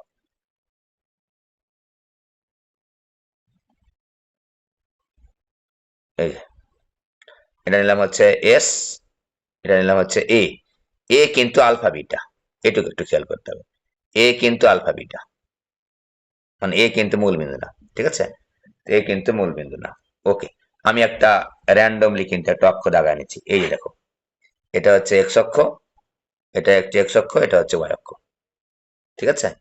যে কোনো জায়গায় হতে পারে। দেখো এখন এই এক্স অক্ষ ওয়াই অক্ষের সাথে এই পরাবৃত্তের কোনো সম্পর্ক নাই, মানে সেট করে নাই, অক্ষরেখা না, কোনো কিছু না। তাহলে আমরা এটার সাপেক্ষে একটু পরিমাপ করে দেখবো, ঠিক আছে? একটু ইয়ে করে দিই। তো এটা হচ্ছে, দেখো তো, এইটা হচ্ছে এসপি, এই যে পিএম, ভালো করে খেয়াল করবা। তো পরিমাপ করার সময় কিন্তু আমরা খেয়াল করে দেখো যে আমরা কিন্তু সবকিছু এক্স অক্ষের সাপেক্ষে, মূল বিন্দু সাপেক্ষে কিন্তু স্থানাঙ্ক গুলো লিখে থাকি। স্থানাঙ্ক তো মূল বিন্দু সাপেক্ষে লিখবো, ঠিক আছে? তাহলে এবার দেখো পরাবৃত্তের যে অক্ষটা, এই পরাবৃত্তের অক্ষটা কিন্তু এক্স অক্ষ না, পরাবৃত্তের অক্ষ অক্ষের মতোই আছে, সবকিছু আগের মতোই আছে, কিন্তু এবার এক্স অক্ষ না খালি, ঠিক আছে? অন্য অন্য জায়গা দিয়ে গেছে। তো আমরা এখানে ধরে নিয়েছি যে এক্স অক্ষের সমান্তরাল হচ্ছে পরাবৃত্তের অক্ষ, আর ওয়াই অক্ষের সমান্তরাল হচ্ছে নিয়ামক রেখা। এই দুটো লিখে নিয়েছি, সমান্তরাল। তো একটা জিনিস একটু মনে রাখি, আমরা সবসময় যেটা লিখেছি এখান থেকে, যে এই সব ক্ষেত্রেই অক্ষরেখার হচ্ছে এখানে যে নিয়ামক রেখা, এই অক্ষরেখা নিয়ামক রেখা পরস্পর লম্ব, কিন্তু অক্ষরেখা এবং নিয়ামক রেখা পরস্পর লম্ব। এম, এটা হচ্ছে এম জেড, ঠিক আছে? M prime. তো এখন খেয়াল করো তো, এ বিন্দু, এই এটার স্থানাঙ্ক হচ্ছে আলফা কমা বিটা। তার মানে খেয়াল করবা যে এখান থেকে আমি যদি একটু দাগায় নিই বড় করে, এর এখানে টান দিয়ে নিই, বড় করে টান দিয়ে নিলাম, এদিকে নিচের দিকে টান দিয়ে নিলাম ওয়াই অক্ষের সাথে। তোমার যদি এখন বলি যে এখান থেকে এই পর্যন্ত দূরত্ব কত, তোমাদের সবার পারার কথা যে এই এ বিন্দু স্থানাঙ্ক হচ্ছে আলফা কমা বিটা। তার মানে ওয়াই অক্ষ থেকে তার দূরত্ব হচ্ছে আলফা। এটা কি কারো মাথার মধ্যে আসছে? কোনো সমস্যা আছে? এ বিন্দু স্থানাঙ্ক হচ্ছে আলফা কমা বিটা, তার মানে মূল বিন্দু থেকে এটা এক্স অক্ষ বরাবর আলফা পরিমাণ দূরত্ব অতিক্রম করেছে, এবং ওয়াই অক্ষ বরাবর বিটা পরিমাণ দূরত্ব অতিক্রম করেছে। একটু খেয়াল করো তো, এস বিন্দু স্থানাঙ্ক আমি লিখতে চাচ্ছি, বিটার মান দেখো তো। আমি যদি তোমাকে বলি যে এইটুকা দূরত্ব কত, তুমি বলবা স্যার বিটা। কেন? কারণ এটা স্থানাঙ্ক যদি আলফা বিটা হয়, তাহলে এখান থেকে অর্থাৎ এক্স অক্ষ থেকে সে কত উচ্চতায় উঠছে, বিটা পরিমাণ দূরত্ব উঠছে। তাহলে এ বিন্দু যত পরিমাণ উচ্চতায় আছে এক্স অক্ষ থেকে, অর্থাৎ ওয়াই স্থানাঙ্কের মান, এবং এক্স এস বিন্দুটা কিন্তু এক্স অক্ষ থেকে ঠিক ততটুকু উচ্চতায় আছে। এই যে এটুকুর নাম হচ্ছে বিটা। এই যে এক্স অক্ষ থেকে যতটুকু উঁচায় আছে, মানে ওয়াই অক্ষ বরাবর আছে, সেটাই তো তোমার ওয়াই স্থানাঙ্কের মান। তাহলে এ বিন্দুর যদি ওয়াই স্থানাঙ্ক বিটা হয়, এস বিন্দুরও ওয়াই স্থানাঙ্ক হবে বিটা, এস বিন্দুরও ওয়াই স্থানাঙ্ক হবে বিটা। কিন্তু এক্স স্থানাঙ্ক কি? এক্স স্থানাঙ্ক কিন্তু এ বিন্দুর এবং এস বিন্দুর কিন্তু সমান না। কারণ দেখো তো, এইটুকার মান কিন্তু এ, এইটুকার মানও কিন্তু এ। তো এখান থেকে এইটুকা হচ্ছে এ মানে আলফা, এখানে এইটুকা কত? এস বিন্দুটার স্থানাঙ্ক যখন তুমি লিখবা, এস বিন্দুটা এক্স অক্ষ বরাবর কতটুকু গেছে, এই পর্যন্ত আলফা, তার সঙ্গে এ যা যোগ করে দিয়ে পেয়ে যাবো আমরা। তাহলে আলফা প্লাস এ, বা এ প্লাস আলফা, আলফা প্লাস হচ্ছে এ, আলফা প্লাস এ। কারো কোনো বুঝতে সমস্যা আছে? আলফা প্লাস এ, ভালো করে খেয়াল করো। এস বিন্দুটা এক্স অক্ষ বরাবর কতটুকু গেছে, এই জেড, এই ওয়াই অক্ষ থেকে এ পর্যন্ত দূরত্ব হচ্ছে আলফা, যেহেতু এ বিন্দু স্থানাঙ্ক হচ্ছে আলফা বিটা। তাহলে মানে এক্স অক্ষ বরাবর দূরত্ব কত? আলফা। আরো কতখানি দূরত্ব অতিক্রম করতে হবে? এ পরিমাণ। তাহলে এক্স স্থানাঙ্ক হবে এ প্লাস আলফা। হ্যাঁ, আর ওয়াই অক্ষ বরাবর দূরত্ব দেখো এ এবং এস এর সমান, তাই দুই ক্ষেত্রে কিন্তু স্থানাঙ্ক হয়েছে বিটা। ওকে, এইটুকু বের করে আমরা ওই যে পি অফ এক্স ওয়াই বের করলে যে সমীকরণটা পাবো সেটা লিখে দিচ্ছি, S P is equal two PM. তো এখন তোমাকে যদি বলা হয়, দেখো তো দূরত্ব গুলো হিসাব করে দেখাই। এইটুকা দূরত্ব কত বলো দেখি একজন, এইটুকা দূরত্ব কত? দূরত্বের সব হিসাব নিকাশ টোটাল মিলে আলফা, আলফা মাইনাস এ, আলফা মাইনাস এ, এইটুকা দূরত্ব হচ্ছে আলফা মাইনাস এ, ঠিক আছে? এইটুকু হচ্ছে আলফা, এইটুকু হচ্ছে এ, এইটুকু হচ্ছে এ, ঠিক আছে? টোটালটা মিলে আলফা, এটুকু হচ্ছে এ, তাহলে এটুকু হচ্ছে আলফা মাইনাস এ। তাহলে SP is equal two PM, SP is equal two PM যদি আমি এখন বের করতে চাই, পি থেকে এম এর দূরত্ব দেখো তো খেয়াল করে, যে আমি যদি এখন পি বিন্দু থেকে এম বিন্দু দূরত্ব বের করতে চাই, পিএম, এটা কতখানি হবে দেখি বলতে পারি কিনা। পিএম সমানটা ধরতে পারি কিনা একটু, পিএম সমান কত হবে দেখি বলতে পারি কিনা। পি থেকে এম পর্যন্ত দূরত্ব, পি থেকে এম পর্যন্ত দূরত্ব, ঠিক আছে। তো পি থেকে বলতো, পি থেকে যদি বলি পি থেকে ওয়াই অক্ষ পর্যন্ত দূরত্ব কত, এক্স, এটা কারোর না বোঝার কোনো কথা না। পি থেকে ওয়াই অক্ষ পর্যন্ত দূরত্ব অবশ্যই এক্স, কারণ পি বিন্দু স্থানাঙ্ক কার সাপেক্ষে তুমি লিখেছো, অবশ্যই ওয়াই অক্ষ এক্স অক্ষের সাপেক্ষে, নাম কি এক্স কমা ওয়াই। তার মানে এই পি বিন্দুটা এক্স অক্ষ থেকে ওয়াই পরিমাণ দূরে অবস্থিত উপরের দিকে, আর এই পি বিন্দুটা এই ওয়াই অক্ষ পর্যন্ত দূরত্ব হচ্ছে এক্স। এখন বলতো পিএম পর্যন্ত দূরত্ব তাহলে কত হবে, পি থেকে ওয়াই অক্ষ পর্যন্ত টোটাল দূরত্ব হচ্ছে এক্স, বিয়োগ দাও তো, এই বিয়োগ দিবে এইটুকা বিয়োগ মানে কি আলফা বিয়োগে, এটা কি বুঝতে পারছো সবাই, এটা কি বুঝতে পারছো পিএম এর দূরত্ব। কোন বিন্দু স্থানাঙ্ক মানে হচ্ছে ওয়াই অক্ষ থেকে কতটুকু দূরত্ব অতিক্রম করেছে, এক্স অক্ষ থেকে কত দূরত্ব অতিক্রম করেছে, আমি চাচ্ছি পিএম এর দূরত্ব। তা পি থেকে এই ওয়াই অক্ষ পর্যন্ত দূরত্ব হচ্ছে, বা এই ওয়াই অক্ষ থেকে এই পি অফ এক্স বিন্দু দূরত্ব হচ্ছে এক্স পরিমাণ, এই যে এক্স অক্ষ বরাবর এক্স, ছোট হাতের এক্স, আর এটুকু দূরত্ব আলফা মাইনাস এ, ঠিক আছে। এখন আমরা এসপি ইজিক্যাল টু পিএম যদি বসাই, আমি আর দেখাবো না ডেরিভেশন করে, এসপি ইজিক্যাল টু যদি পিএম বসাই, হ্যাঁ এসপি মানে কি এস থেকে পি, ওই যে x minus alpha plus a এটার উপর হোল স্কোয়ার, বিয়োগ হচ্ছে y minus beta whole square is equal to, এটা রুট ওভার হবে, হ্যাঁ এসপি এটা রুট ওভার, পিএম মানে আমরা দূরত্ব পেয়েছি এক্স মাইনাস আলফা মাইনাস এ এই হোল স্কোয়ার দিলাম। এখান থেকে আমরা যেটা পাবো সেটা হিসাব নিকাশ করার দরকার তোমার আপাতত নাই, আপাতত দরকার নাই, আপাতত দরকার নাই। যদি তোমাদের এরকম প্রবলেম আসে পরীক্ষায় তোমরা ইজিলি সলভ করতে পারো, তখন তোমরা হিসাব নিকাশ করে 2-4 লাইন লিখে অ্যান্সার করে ফেলবা। ওকে, এখন আমি খালি ওই সিম্পলিফাইড রূপটা লিখতেছি। সিম্পলিফাইড রূপটা কি হবে, ওয়াই মাইনাস বিটা, এটা একটু এই উভয় পাশে স্কোয়ারিং করে দিয়া ডান পাশে পার করলে এটা পেয়ে যাব 4a into x minus alpha, x minus alpha. একটু খেয়াল করি এবার, একটু খেয়াল করি সূত্রটা সম্পর্কে একটু আমরা যদি খেয়াল করি, দেখো যে বিটা আর আলফা, এক্স এর সাথে আলফা বিয়োগ হচ্ছে, ওয়াই এর সঙ্গে বিটা বিয়োগ হচ্ছে। আলফা বিটা কি আমি ধরেছি হচ্ছে শীর্ষবিন্দু। তাহলে এখন দেখো তো, তুমি একটা সমীকরণ তোমার মধ্যে দেওয়া আছে, তোমার অঙ্কে দেওয়া আছে, নৈবেদ্যিকে দেওয়া আছে, দেখো তো যখন আমার আলফা বিটা ছিল, এখানে মাইনাস আলফা হয়েছে মাইনাস বিটা হয়েছে শীর্ষবিন্দু। তাহলে এখন যদি তোমাকে এইটা বলি যে y minus beta whole square আছে, 4a into x minus alpha আছে, এরকম, এখন তুমি শীর্ষবিন্দু কত বলবা, এই যে মাইনাস চিহ্নটা আছে না, মাইনাস চিহ্নকে আর একটা মাইনাস দ্বারা গুণ করতে হবে, অর্থাৎ এক্স এর সঙ্গে লেজুর আকারে যে চিহ্নটা আছে তার উল্টা চিহ্নটা হবে।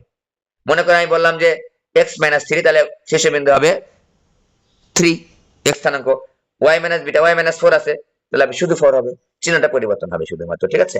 আমরা এখন খেয়াল করো, এই নিয়ামক রেখা আমি গোল চিহ্ন দিচ্ছি ওয়াই অক্ষের সাথে সমান্তরাল, ওয়াই অক্ষের সমান্তরাল হলে আমরা আগেই পড়ে এসেছি ওয়াই এর উপর স্কয়ার হবে নিয়ামক রেখা, আর এক্স অক্ষের সমান্তরাল একটা শিখো খালি, এক্স অক্ষের সমান্তরাল হলে এক্স এর উপর স্কয়ার হবে নিয়ামক রেখা। কিন্তু এখন যদি আমরা এই একই টাইপের একটা পরাবৃত্ত দাগাই, সেটা হচ্ছে এই ওয়াই অক্ষের উপর, এটা তো এক্স অক্ষের উপর, এক্স অক্ষের সমান্তরাল রেখার উপর অক্ষরেখা, ওয়াই অক্ষের সমান্তরাল রেখার উপর যদি আমরা দাগাই, যেটা অক্ষ বলছি, তাহলে কিন্তু এক্স স্কয়ার হয়ে যাবে, এখানে এক্স মাইনাস আলফার উপর স্কয়ার হবে। আমি দাগাই দুটো একসাথে কম্পেয়ার করে লিখছি।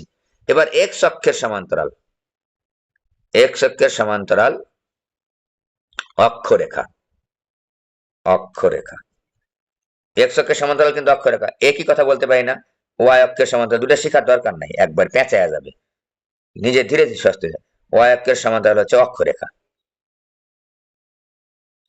এবং আলফা বিটা হচ্ছে শীর্ষবিন্দু, আলফা বিটা হলো শীর্ষবিন্দু। তাহলে আমাদের সমীকরণটা কি হবে দেখো তো, নিয়ামক রেখা এক্স অক্ষের সমান্তরাল হচ্ছে নিয়ামক রেখা হবে, অক্ষরেখা দুইবার লিখছি নিয়ামক, নিয়ামক।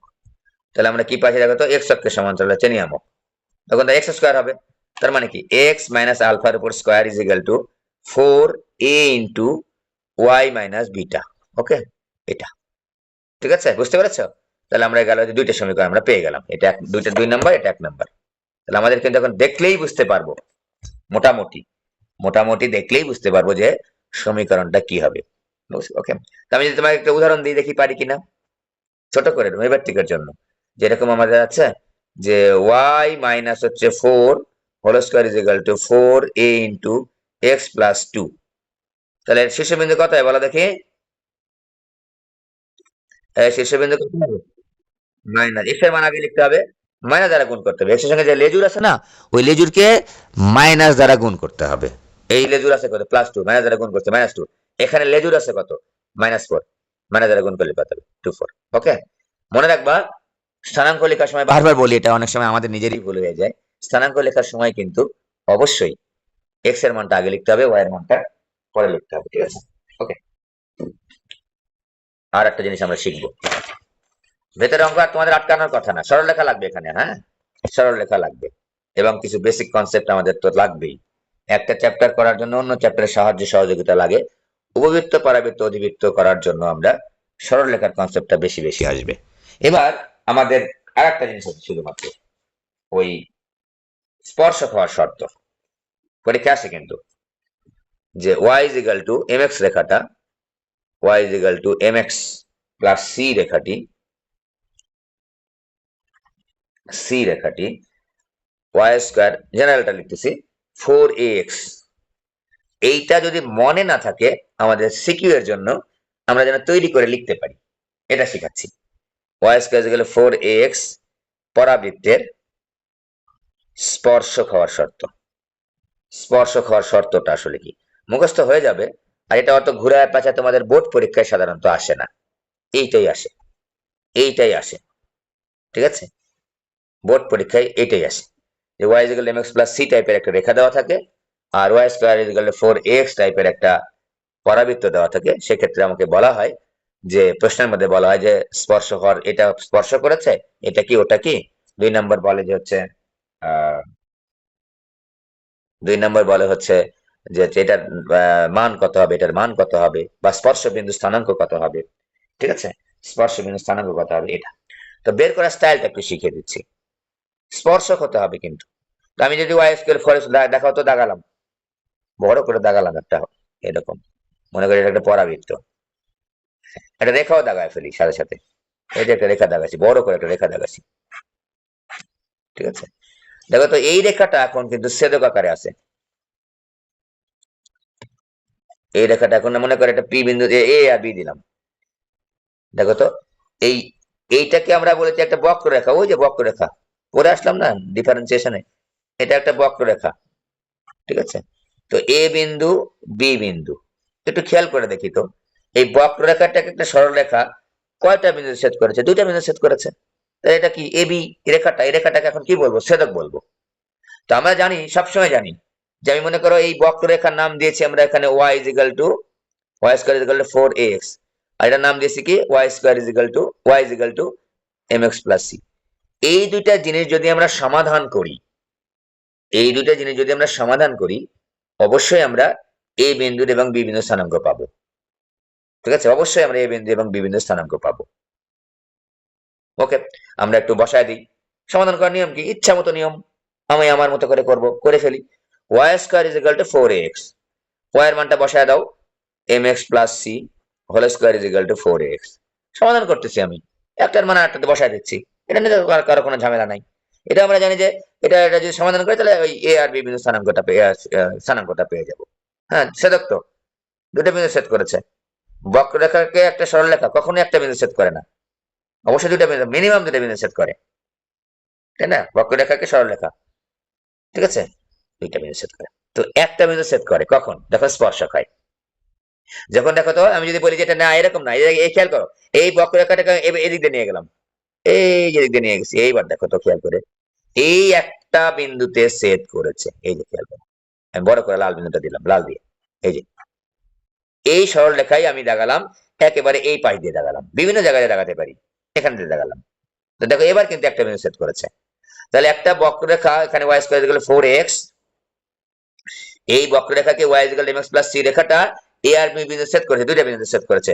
যদি একটা বিন্দুতে সেট করে বা করতে হয়, একটা শর্ত আরোপ করতে হবে, তাছাড়া কিন্তু আমি একটা বিন্দু সেট করতে পারবো না। শর্তটা কি? যে এ বিন্দু স্থানাঙ্কের x1 আর x1 যা, বি বিন্দু স্থানাঙ্কের x2 তাই। মনে করে আমি যদি একটা স্থানাঙ্ক লিখি x1, y1, এখানে স্থানাঙ্ক লিখি x2, y2। তো এই দুইটা বিন্দু যদি একটা বিন্দুতে স্পর্শ করে, দুইটা বিন্দুতে একটা বিন্দুতে পরিণত হয়ে গেল। হ্যাঁ, হয়ে গেল। দুইটা বিন্দুই যদি একটা বিন্দুতে পরিণত হয়েই যায়, তাহলে এ বিন্দু আর বি বিন্দু যদি একই হয়ে যায়, তাহলে x1 আর x2 একই, y1 আর y2 একই হয়ে যাবে। তাহলে x1 আর x2 একই। যদি আমি x দিয়ে কথা বলি, y বাদ দাও, মানে আমি x1 তো দুটো পাবো, দুটো আমি এই বিন্দু স্থানাঙ্ক একটা আছে না, তার মানে আমি যদি যে x সম্বলিত যে রেখাটা পাচ্ছি, একটু বের করে নিই, একটু বলছি। প্লাস 2mcx প্লাস হচ্ছে c square is equal to 4ax। আমি x গুলা বাম পাশে নিচ্ছি, m square x square minus 2mcx minus 4ax plus c square. আমি সাজায় লিখতেছি, m square x square minus x টা কমন নিচ্ছি, 2mc মাইনাস 4a, হ্যাঁ,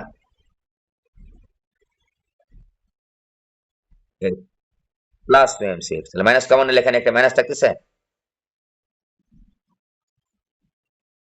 আচ্ছা, প্লাস না, এই যে এখানে না, মাইনাস মাইনাস 4a প্লাস হচ্ছে c square is equal to 0।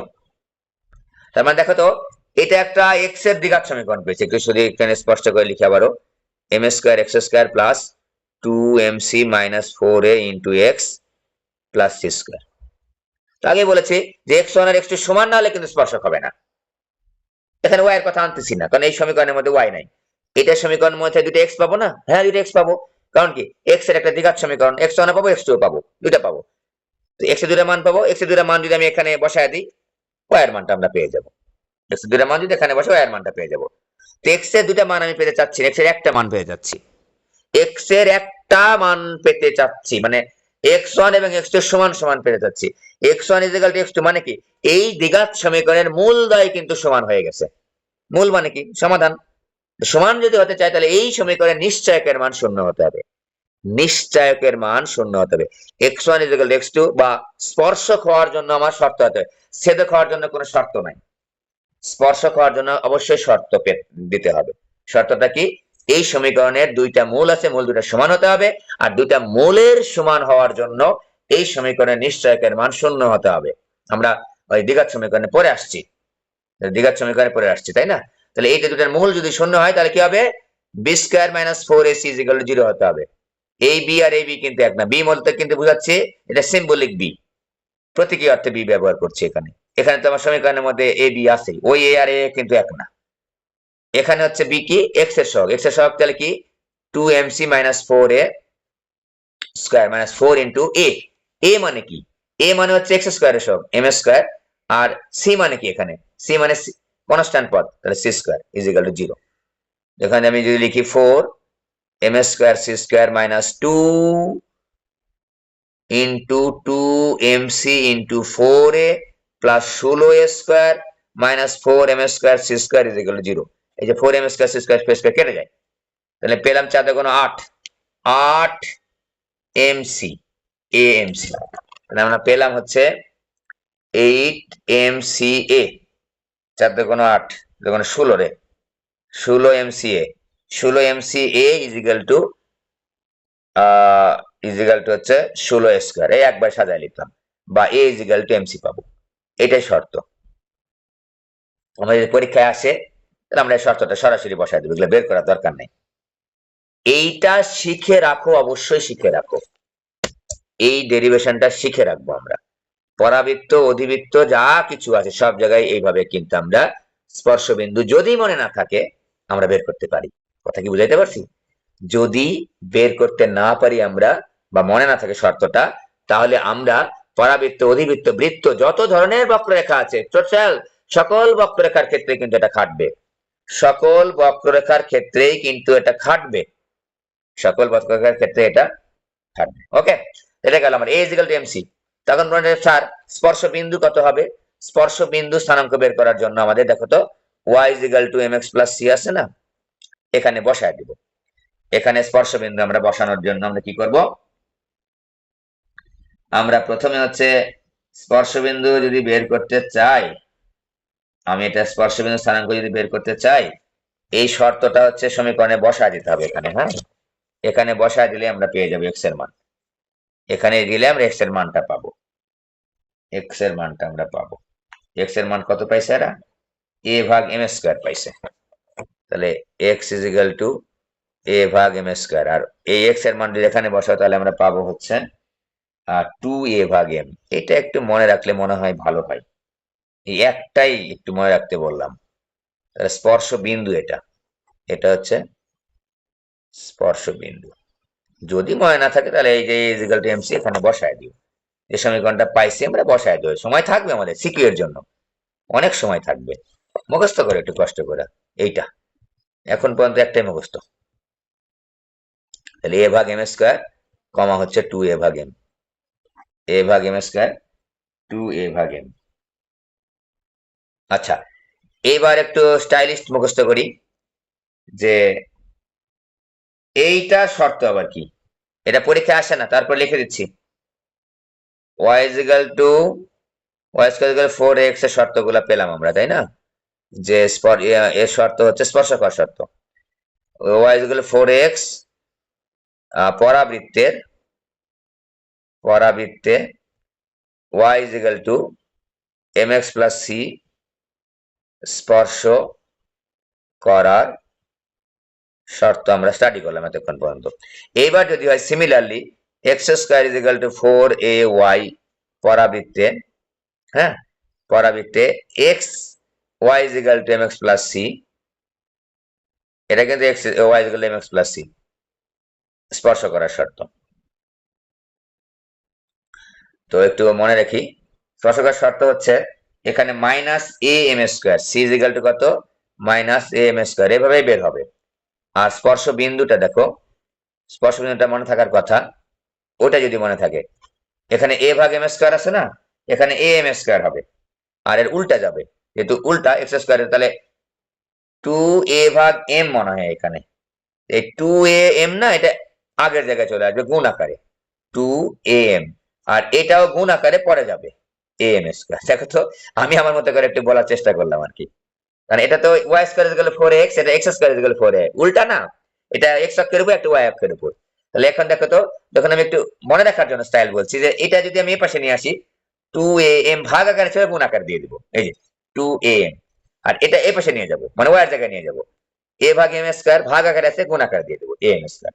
মনে রাখার জন্য বললাম রে বাবা, এটা কোনো ইয়া না, হ্যাঁ, মনে রাখার জন্য বললাম স্পর্শ বিন্দু। এটা যদিও আসে না পরীক্ষায়, এটা একটু মুখস্থ করব, ঠিক আছে? এইটা একটু মুখস্থ করব, এটা একটু মুখস্থ করব, নয়বার থেকে আসতে পারে, বা থিওরিতে আসলে তো কোনো সমস্যা নাই, থিওরিতে আসলে তুমি সময় নিয়ে করতে পারবা, নয়বার থেকে আসলে তার সময় নিয়ে করতে পারবা না, ঠিক আছে? এই গেল আমাদের থিওরি কমপ্লিট। আচ্ছা, আরেকটা কথা বলে রাখি, এটা আমরা শিখেছি, এটা মনে হয় না যে নতুন করে আর বলার কোনো দরকার আছে, তারপর একটু বলে নিচ্ছি আমি। যখন আমরা ওই ডিফারেন্সিয়েশনের স্পর্শক অবিলম্ব পড়েছিলাম, মনে আছে কিনা সবারই মনে থাকার কথা, রিসেন্ট শেষ করেছি, যে স্পর্শকের সমীকরণ বের করা দুনিয়ার সহজ। আমরা ওই কোথায় কোন নিয়মে আছে সবগুলা নিয়মকে এক জায়গায় বন্দি করে ফেলবো। বিভিন্ন নিয়ম কিন্তু, বৃত্ত, পরাবৃত্ত, অধিবৃত্ত, বিভিন্ন নিয়ম আছে, কিন্তু এই সবগুলা নিয়মকে যদি এক জায়গায় বন্দি করে তুমি একভাবে করতে পারি আমরা কি, আমাদের শর্ত হচ্ছে যে একটা বিন্দু লাগবে, কিন্তু এই যে আমি যদি দাগাই, এখানে মনে করে স্পর্শক দাগাবো, ঠিক আছে? স্পর্শক মানে আগে বলেছিলাম সরল রেখা, একটা জাস্ট একটা রেখা, এখানে একটা স্পর্শক দাগালাম ইচ্ছা করে, দুইটা দাগালাম। এই পরাবৃত্তে অসংখ্য স্পর্শক দাগানো যাবে, তাই না? কিন্তু আমার বলেছি, আমি কিন্তু স্পর্শকটা কিন্তু এখানে বেসিক ক্লাসটা নিয়েছি, কিন্তু ডিফারেন্সিয়েশনে শেষ চ্যাপ্টারে বলেছিলাম যে ওই বিন্দুটার স্থানাঙ্ক অবশ্যই লাগবে, কারণ এই সরল রেখা এই সরল রেখা কিন্তু এক না। একটা বক্ররেখার উপর যখন তুমি স্পর্শক দাগাবা, বিভিন্ন পয়েন্টের স্পর্শকের দেখতে বিভিন্ন রকম, তার মানে কি সেই সরলরেখার সমীকরণটা ভিন্ন ভিন্ন। এইটা সরলরেখা একটা, এটা একটা সরলরেখা, এর নাম দিলাম 1 নাম্বার, 2 নাম্বার, এক নম্বর এবং 2 নম্বর সরলরেখার চেহারা তো এক না, এক এক রকম, এইটা এইদিকে একটা এইদিকে। তার মানে এটা সমীকরণ একরকম হবে, এটা সমীকরণ একরকম হবে। তার মানে আমরা বলতে চাচ্ছি বিন্দু লাগবে। আমরা বক্ররেখার যে কোনো বিন্দুতে যদি স্পর্শকের সমীকরণ বের করতে চাই, তাহলে একটা বিন্দু লাগবে, নাম দিয়েছিলাম আমরা এক্স ওয়াই ওয়াই ওয়ান বিন্দু। ঠিক আছে, আর কি লাগবে? সাথে একটা ঢাল লাগবে, সাথে একটা ঢাল লাগবে। কারণ একটা বিন্দুগামী সরলরেখার সমীকরণ কখনোই বের করা সম্ভব না ঢাল ছাড়া। তাহলে ওই যে আমরা একটা সরলরেখা শিখে আসছি, ওটা দিয়ে আমরা বের করব। তাহলে স্পর্শকের সমীকরণ মানে বেসিক্যালি একটা নির্দিষ্ট বিন্দুগামী সরলরেখার সমীকরণ, স্পর্শকের সমীকরণ। এটা আমরা ব্যবহার করবো কোথায় কোথায়? বৃত্ত, পরাবৃত্ত, অধিবৃত্ত, যে কোনো বক্ররেখার ক্ষেত্রে এটা ব্যবহার করব। ঠিক আছে, কোনো সমস্যা নেই। স্পর্শকের সমীকরণ, তাহলে আমাদের সবগুলা কিন্তু একসাথে হয়ে গেল। স্পর্শক উপবৃত্তের ক্ষেত্রে আমরা ব্যবহার করতে পারো, কোনো সমস্যা নেই। তারপর জেনারেল প্রসিডিউর তুমি মুখস্থ করতেই পারো। হ্যাঁ, সেটা তো করতেই পারি আমরা।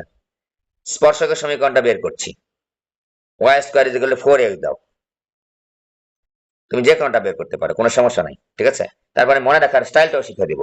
স্পর্শকের সমীকরণ, তাহলে ওয়াই বিয়োগ y one is equal to m into x বিয়োগ এক্স ওয়ান। সবাই জানি আমরা যে একটা নির্দিষ্ট বিন্দুগামী সরলরেখার সমীকরণ হচ্ছে, বিন্দুটার নাম যদি হয়ে থাকে x one y one, x বিয়োগ ওয়াই বিয়োগ y one is equal to m into x বিয়োগ এক্স ওয়ান। তো আমরা একটু স্টাইলে লিখবো এটা, ওয়াই বিয়োগ y one is equal to m এর জায়গায় লিখবো ডিওয়াই ডিএক্স। হ্যাঁ, ডিওয়াই ডিএক্স না, ঢাল মানে তো ডিওয়াই ডিএক্স, এটা সেই অতীতকাল থেকে শিখতেছি, 2 বছর আগে থেকে শিখতেছি। ঢাল মানে হচ্ছে ডিওয়াই ডিএক্স। তো ওকে, আমরা এখন খেয়াল করে দেখো যে ঢালটা বের করে নিব। ঢালটা তো বের করে না কোনো ব্যাপারই না, ঢাল তো আমরা একটা ডিফারেন্সিয়েশন করলে তো ঢাল বের হয়ে যাবে। তাহলে আমরা দেখো এই বুদ্ধিতে সকল কিছু আমরা বের করতে পারতেছি। Y square is equal to 4ax। তো আমার এটা কিন্তু সূত্র মুখস্থ করা লাগতেছে না, কিন্তু আমার এইটা তো আমার জানা একেবারে, খুবই নান একটা ইকুয়েশন, খুবই জানা। ওয়াই বিয়োগ y one is equal to m into x, x বিয়োগ এক্স ওয়ান। ঠিক আছে, তাহলে এখানে 2y ডিওয়াই ডিএক্স অন্তরীকরণ করলাম, ওয়াই স্কোয়ারকে অন্তরীকরণ করলে 2y ডিওয়াই ডিএক্স হয় is equal to 4a। X এর সাপেক্ষে অন্তরীকরণ করছি, এক্স এর সাপেক্ষে অন্তরীকরণ করছি। ওয়াই এর সাপেক্ষে অন্তরীকরণ করলে হবে না, ওয়াই এর সাপেক্ষে অন্তরীকরণ করলেও হবে, সমস্যা নেই।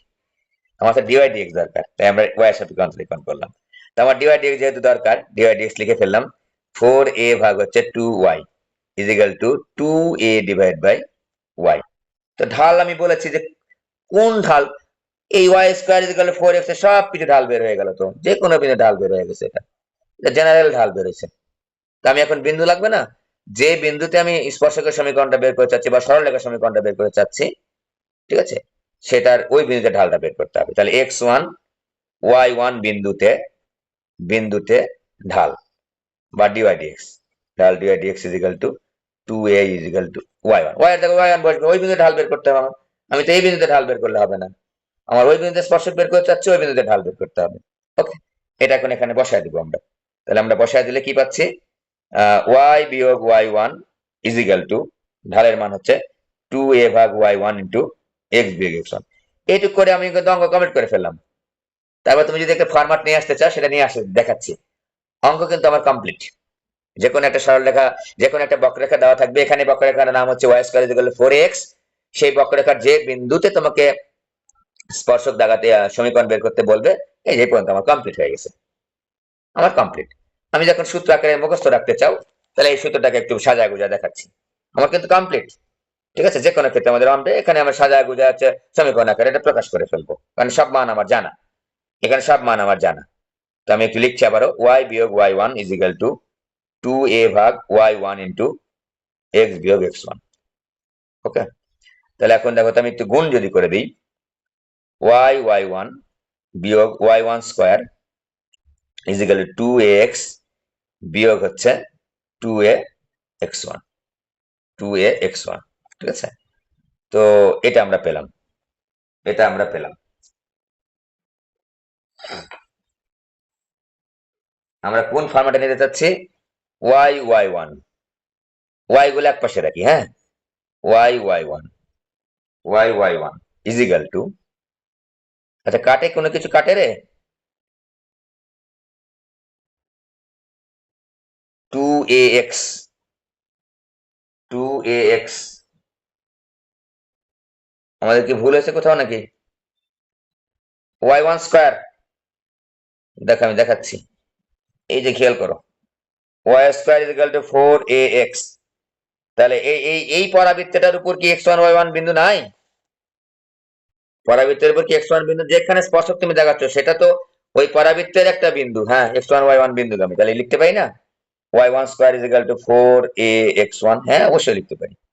তাহলে আমি y1 square is equal two, sorry এর পাশে প্লাস লিখেছি, plus 2ax minus 2ax1 y1। আমি কিন্তু অঙ্ক কিন্তু আমার কমপ্লিট, আমি বলতেছি তোমাদের বইতে যেটা দেওয়া আছে যে সূত্রটা সেটাকে ফরম্যাট নিয়ে আসার চেষ্টা করছি। ওরা অন্যভাবে করেছে, ওরা অন্যভাবে মানে কি, যেটা আগে করলাম মাত্র ওই স্টাইলে করেছে, x1 is equal two x2, y1 is equal two y2। আমি ওই যেটা শিখে আসছি ডিফারেন্সিয়েশনে ওই নিয়মের মধ্যে থাকতে চাচ্ছি। y1 স্কয়ার লিখে 4ax1 প্লাস হচ্ছে 2ax মাইনাস 2ax1, তাহলে minus 2ax plus 2ax1, 2a common নিলে x প্লাস x1, এই যে এই ফরম্যাটটা নিয়ে আসছে y1। এই যে তো আমরা এটা মুখস্থ করার বুদ্ধিটা একটু শিখে দিচ্ছি, সকল ক্ষেত্রে কিন্তু মুখস্থ করার বুদ্ধিটা, উপবৃত্ত, পরাবৃত্ত, অধিবৃত্ত, বৃত্ত, বলছে আবারও সবগুলার ক্ষেত্রে কিন্তু একই স্টাইল কি। আমি দেখো তো আমার হাতে কি ছিল, y square is equal to 4ax, y square জায়গায় লিখবো y ইনটু y, 4ax এর জায়গায় লিখবো 2x লাগবে আমার, 2x লাগবে, তাহলে 2x লেখো, আর 2a লাগবে, আর 2x, এই যে তো একটা y এর জায়গায় লিখবো হচ্ছে y থাকবে, একটা y এর জায়গায় y1 থাকবে, 2a x প্লাস x লেখা যায়, এটা 2x কে কিন্তু x প্লাস x লেখা যায়, আর y স্কয়ার কে আমরা y plus y into y, দেখো তো 2a, একটা থাকবে x, একটা থাকবে x1। তাহলে আমাদের পরাবৃত্তের ইকুয়েশন, স্পর্শকের সমীকরণ কিন্তু এইটা। এখন প্রশ্ন স্যার কোন ভাবে করলে ভালো হয়, তোমার মন যেরকম চাই সেরকম করলে ভালো হবে, সরাসরি সূত্র লিখে করা যেতে পারে, আবার এটা কিন্তু আমরা অলরেডি শিখে আসছি, কিন্তু ডিফারেন্সিয়েশনে অলরেডি শিখে আসছি, যেটা যে কোনো বক্ররেখা, বক্ররেখা বলতে কিন্তু সবকিছু, অধিবৃত্ত, পরাবৃত্ত, অধিবৃত্ত, তারপর হচ্ছে বৃত্ত, সবই বক্ররেখা, যেটা সরল রেখা না সেটাই বক্ররেখা, সবই বক্ররেখা, অবশ্যই এটা বক্ররেখা। এই বক্ররেখা যখন আমরা স্পর্শকের সমীকরণ, অবিলম্বের সমীকরণ বের করেছি, তখন কিন্তু এই সমীকরণ ব্যবহার করি নাই, আমরা কিন্তু ওই যে এই সমীকরণ ব্যবহার করেছি, এই পর্যন্ত ব্যবহার করেছি, যে ডিফারেন্সিয়েশন করে y বিয়োগ y1 is equal two m into x বিয়োগ x1। এটা করলে সমস্যা কি, দেখি এটা আবার নতুন করে মুখস্থ করা লাগবে, মুখস্থটা করে রাখবা। এবার যদি বলি তোমাকে যে x square is equal to 4ay, এইটাকে কিভাবে সাজাবো, x ইনটু x লিখবা is equal two 2 into 2y লিখবা, তারপর কি লিখবা, x into x is equal two 2 into 2a into y plus y।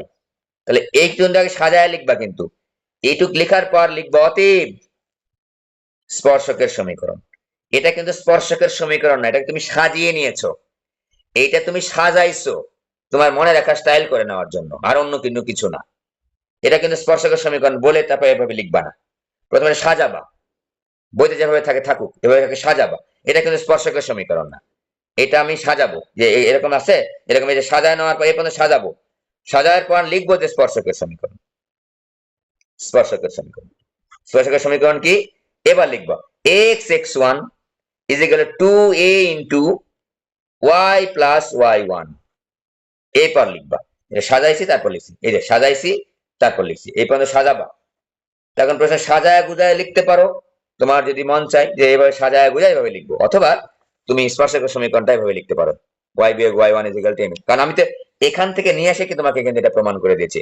Fundamental কোনটা, ফান্ডামেন্টাল এটাই, এটা মুখস্থ, তো এটা তো মুখস্থ, ঠিক আছে।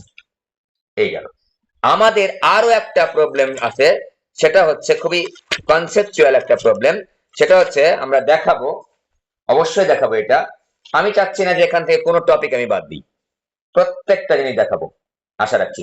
3-4টা ক্লাস লাগবে, আমি এখন তোমাদের সকালবেলা প্রতিদিনই ক্লাস নিব অনলাইনে, হ্যাঁ প্রতিদিনই ক্লাস নিব, আর আমার সাথে থাকলে তোমাদের এই ক্লাসটা এখানেই পড়া হয়ে যাবে, কারণ আমি তো তাড়াহুড়ো করে পড়াচ্ছি না, হ্যাঁ প্রতিদিন রেগুলারলি পড়াবো আর কি, কয়দিন, হ্যাঁ পরীক্ষার আগ পর্যন্ত 20 তারিখ পর্যন্ত রেগুলারলি পড়ানোর চেষ্টা করো, মাঝে কোনো ছুটি ছাটা যদি থাকে, ওই যে তোমাদের অ্যাডমিট কার্ড নেওয়ার বা ঈদের 2-1 দিন 3 দিন ছুটি থাকবে, বাদে আমি প্রতিদিনই পড়াবো, তাহলে আমাদের পুরো সিলেবাসটা একটু কভার হয়ে যাবে আশা রাখছি।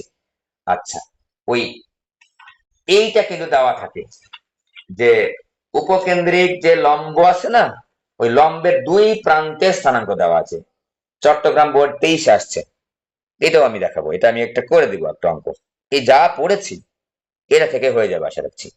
যা পড়েছি, আজকে যা স্টাডি করেছি, এইটার মাধ্যমে আমরা পরাবৃত্ত পড়লাম, উপবৃত্ত অধিবৃত্ত এই কনসেপ্ট গুলা দিয়েই কিন্তু হয়ে যাবে। ওখানে আমি যে কনসেপ্টে অঙ্ক করব এই কনসেপ্টে দিব। যখন আমি স্পর্শকের সমীকরণ বের করবো, স্পর্শ বিন্দু যখন আমি বের করবো, একই তো। আমি আগেই বলেছি যে কোনো বক্ররেখার যদি আমি স্পর্শ বিন্দু স্পর্শক এগুলো বের করতে চাই, একই স্টাইলেই বের করবো আমরা, একই স্টাইলেই বের করবো। তো আজকে আর অঙ্কের মধ্যে ঢুকলাম না আমি, না নেক্সট দিনে, কালকে আর কি, নেক্সট দিন বললে কালকে আমরা অঙ্ক করে ফেলবো, অঙ্ক কমপ্লিট করে ফেলবো। পরে আমরা ওই পড়াবে অধিবৃত্তে চলে যাবো, অধিবৃত্ত উপবৃত্তে চলে যাবো, ঠিক আছে। 4টা ক্লাস হয়তো বা লাগবে আমার, 4-5টা। হ্যাঁ,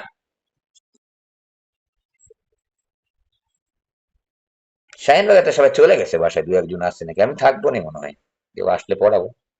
অনলাইনে তো ক্লাস নিবই এখন। ওকে, বাই।